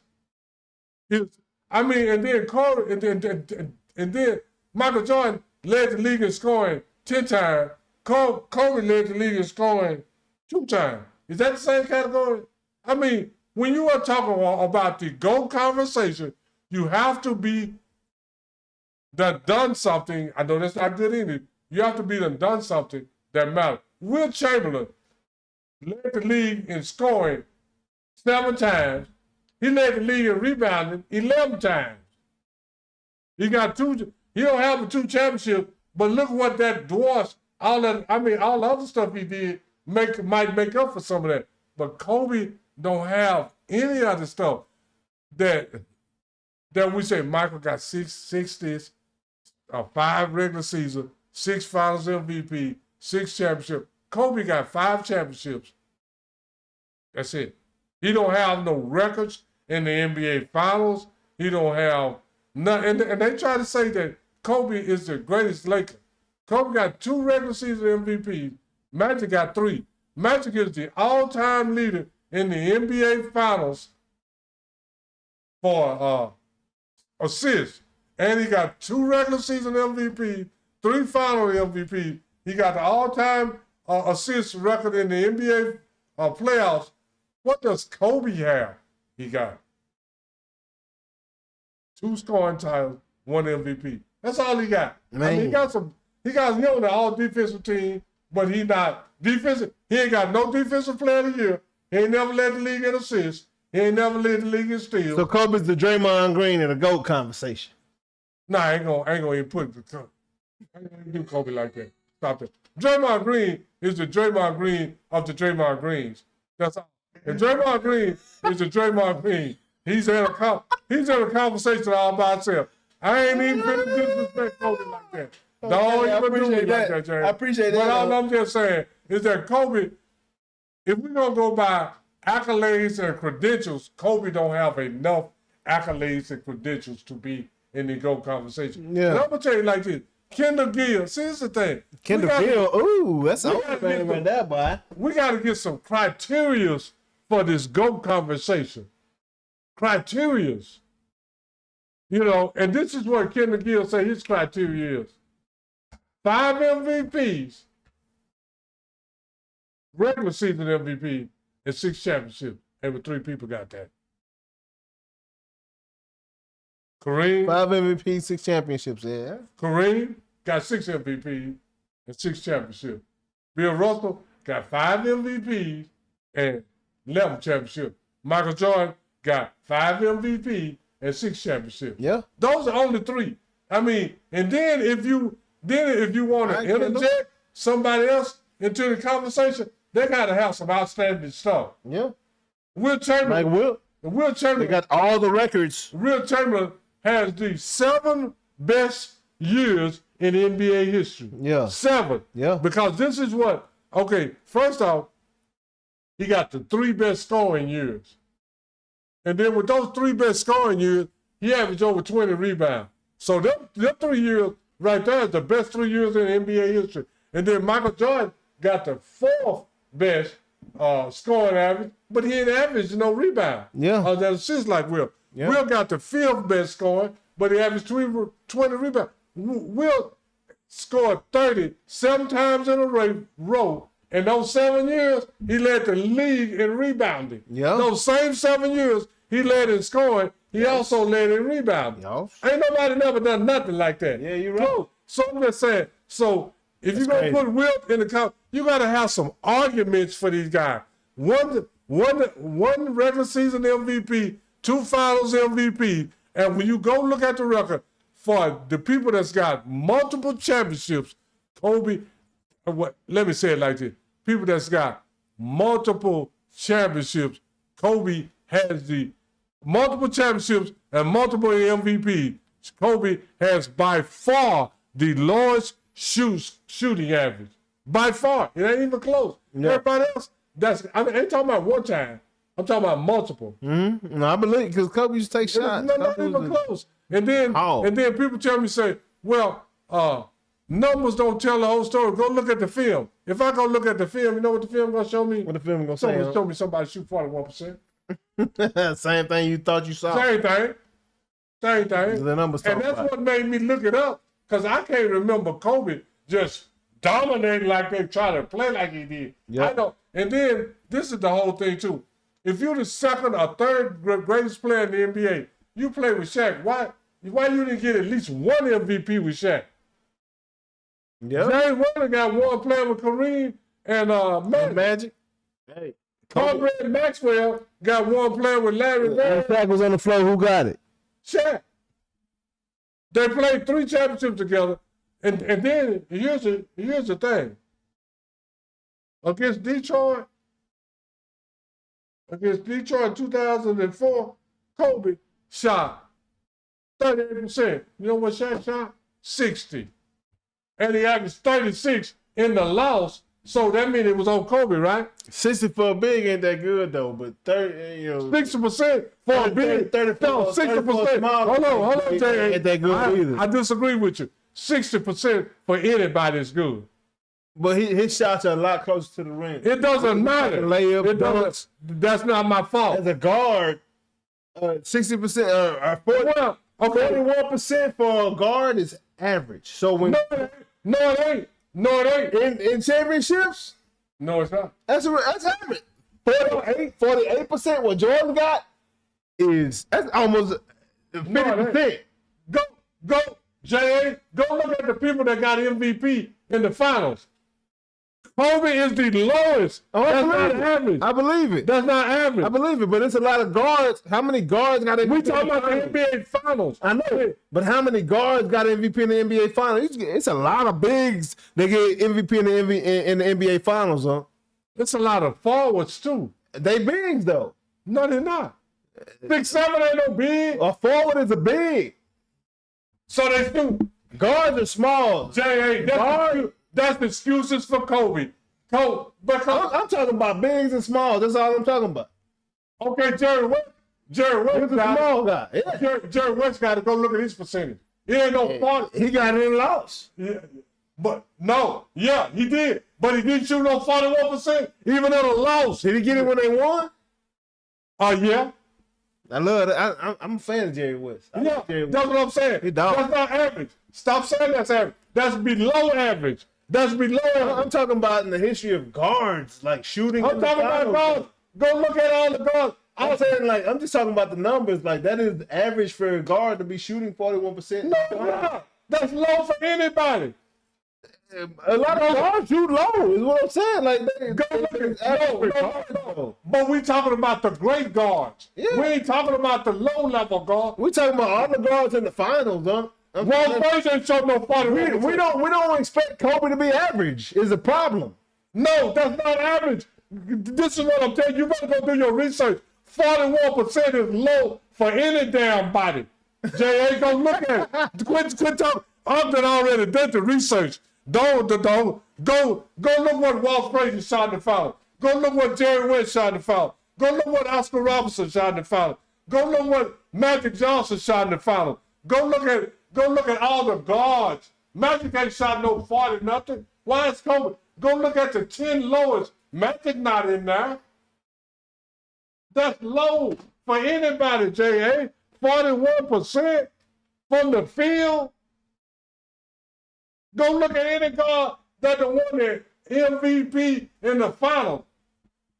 Go look at Dennis Johnson when he got it in 1977 for the Superstar. Go look at Jerry West. Go look at all these guys that got the MVP. They shot at least 47, 48%. Average, yeah, 41 is low. Average is 44.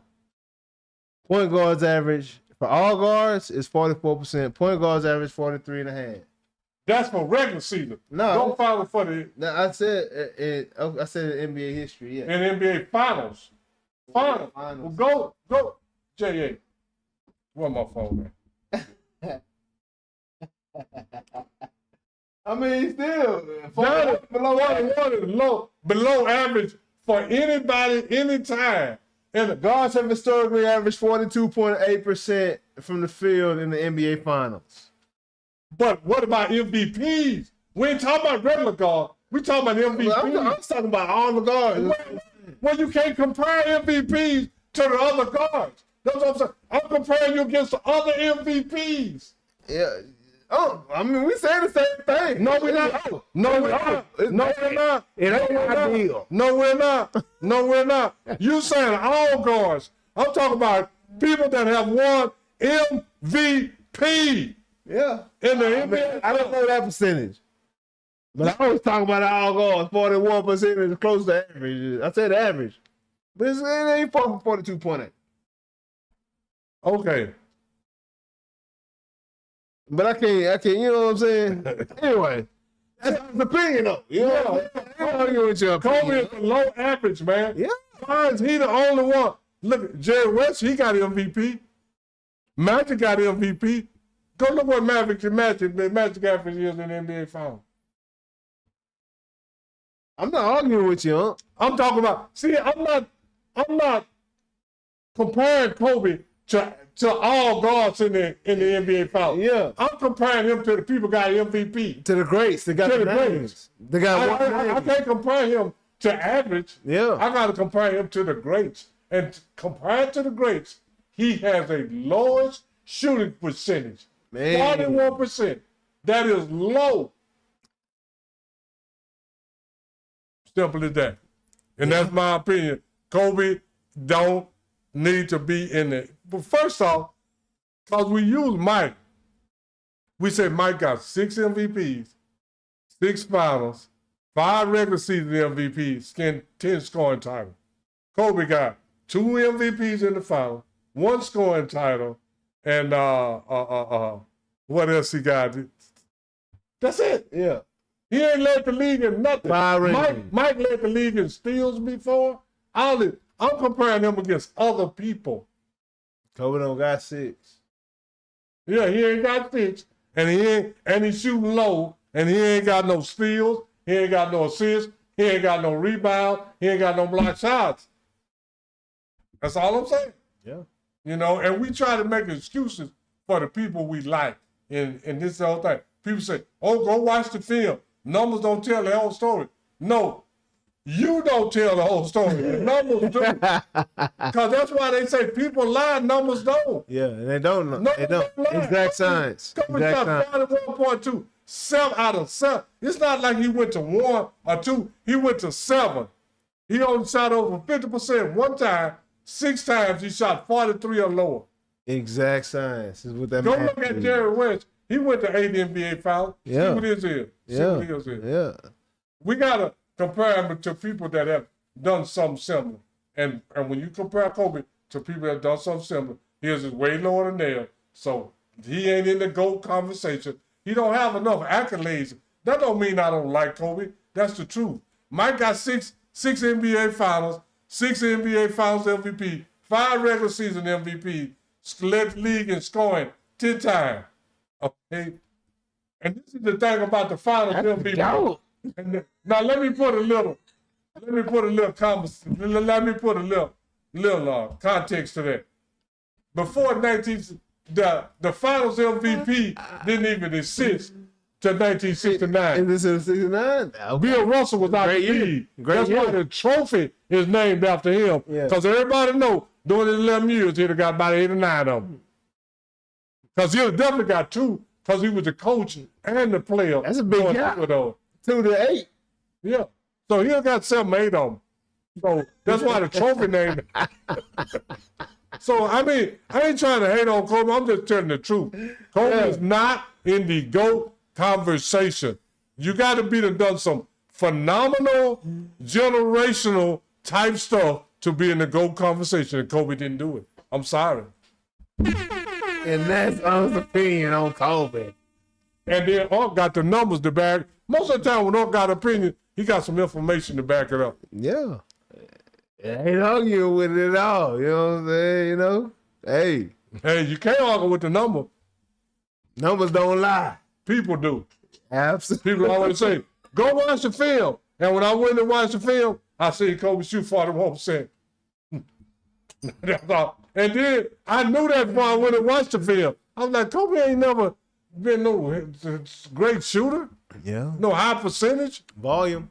LeBron volume.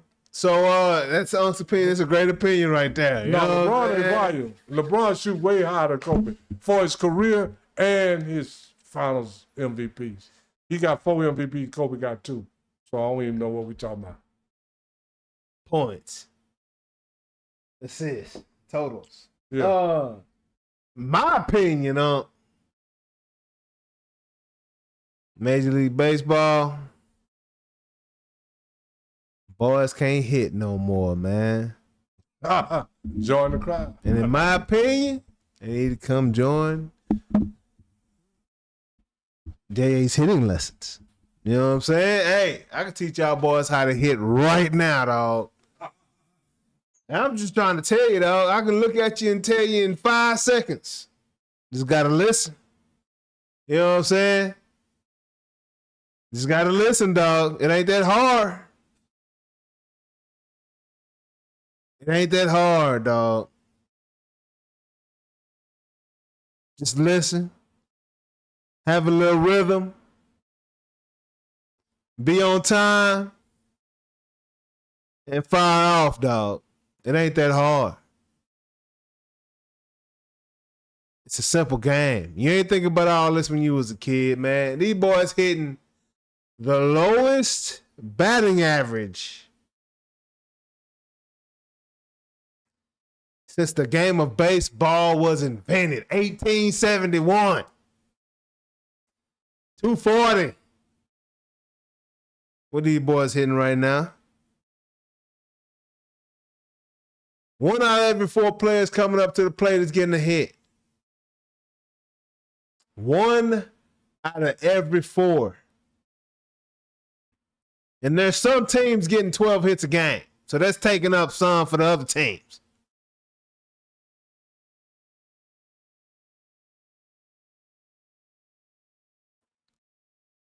Yo, man. Baseball is just a machine at this point. Fans are paying their money. Boys ain't producing. The only reason I'm talking about this is because the Rangers got no hit by the Houston Astros. How you get no hit by a rival, dog? No hit by a rival? That's crazy.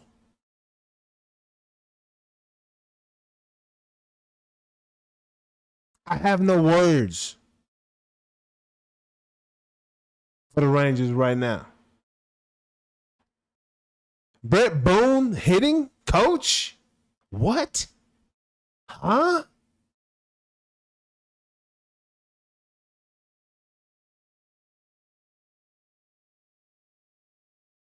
Brett Boone, dog? Quit playing with me right now. There's so many inappropriate things I want to say right now I'm not going to say. But Brett Boone, I can help you, bro. Hire me and I'll teach you boys how to hit. how to see it, how to be on time, how to get through there and catch it like Barry say. Quit playing. Boring to watch. I don't like it. It's hard to promote MLB right now because of the product. It's the worst it's ever been. And y'all don't care. Because the numbers are rolling. It don't matter if the numbers roll or not. TV contracts are signed, sealed, and delivered. You just putting a product out there. Eating. Y'all eating more than the gas boys. Baseball is like gas at $5 a gallon. Premium. Stealing. Because the product is the worst it's ever been. Cheapest it's ever been. Ain't nothing worse than paying a lot of money for something cheap.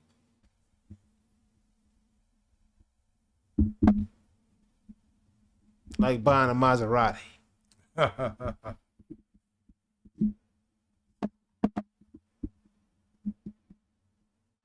Hey, you know, Jay, you know what it sounds like you saying to me? What's that?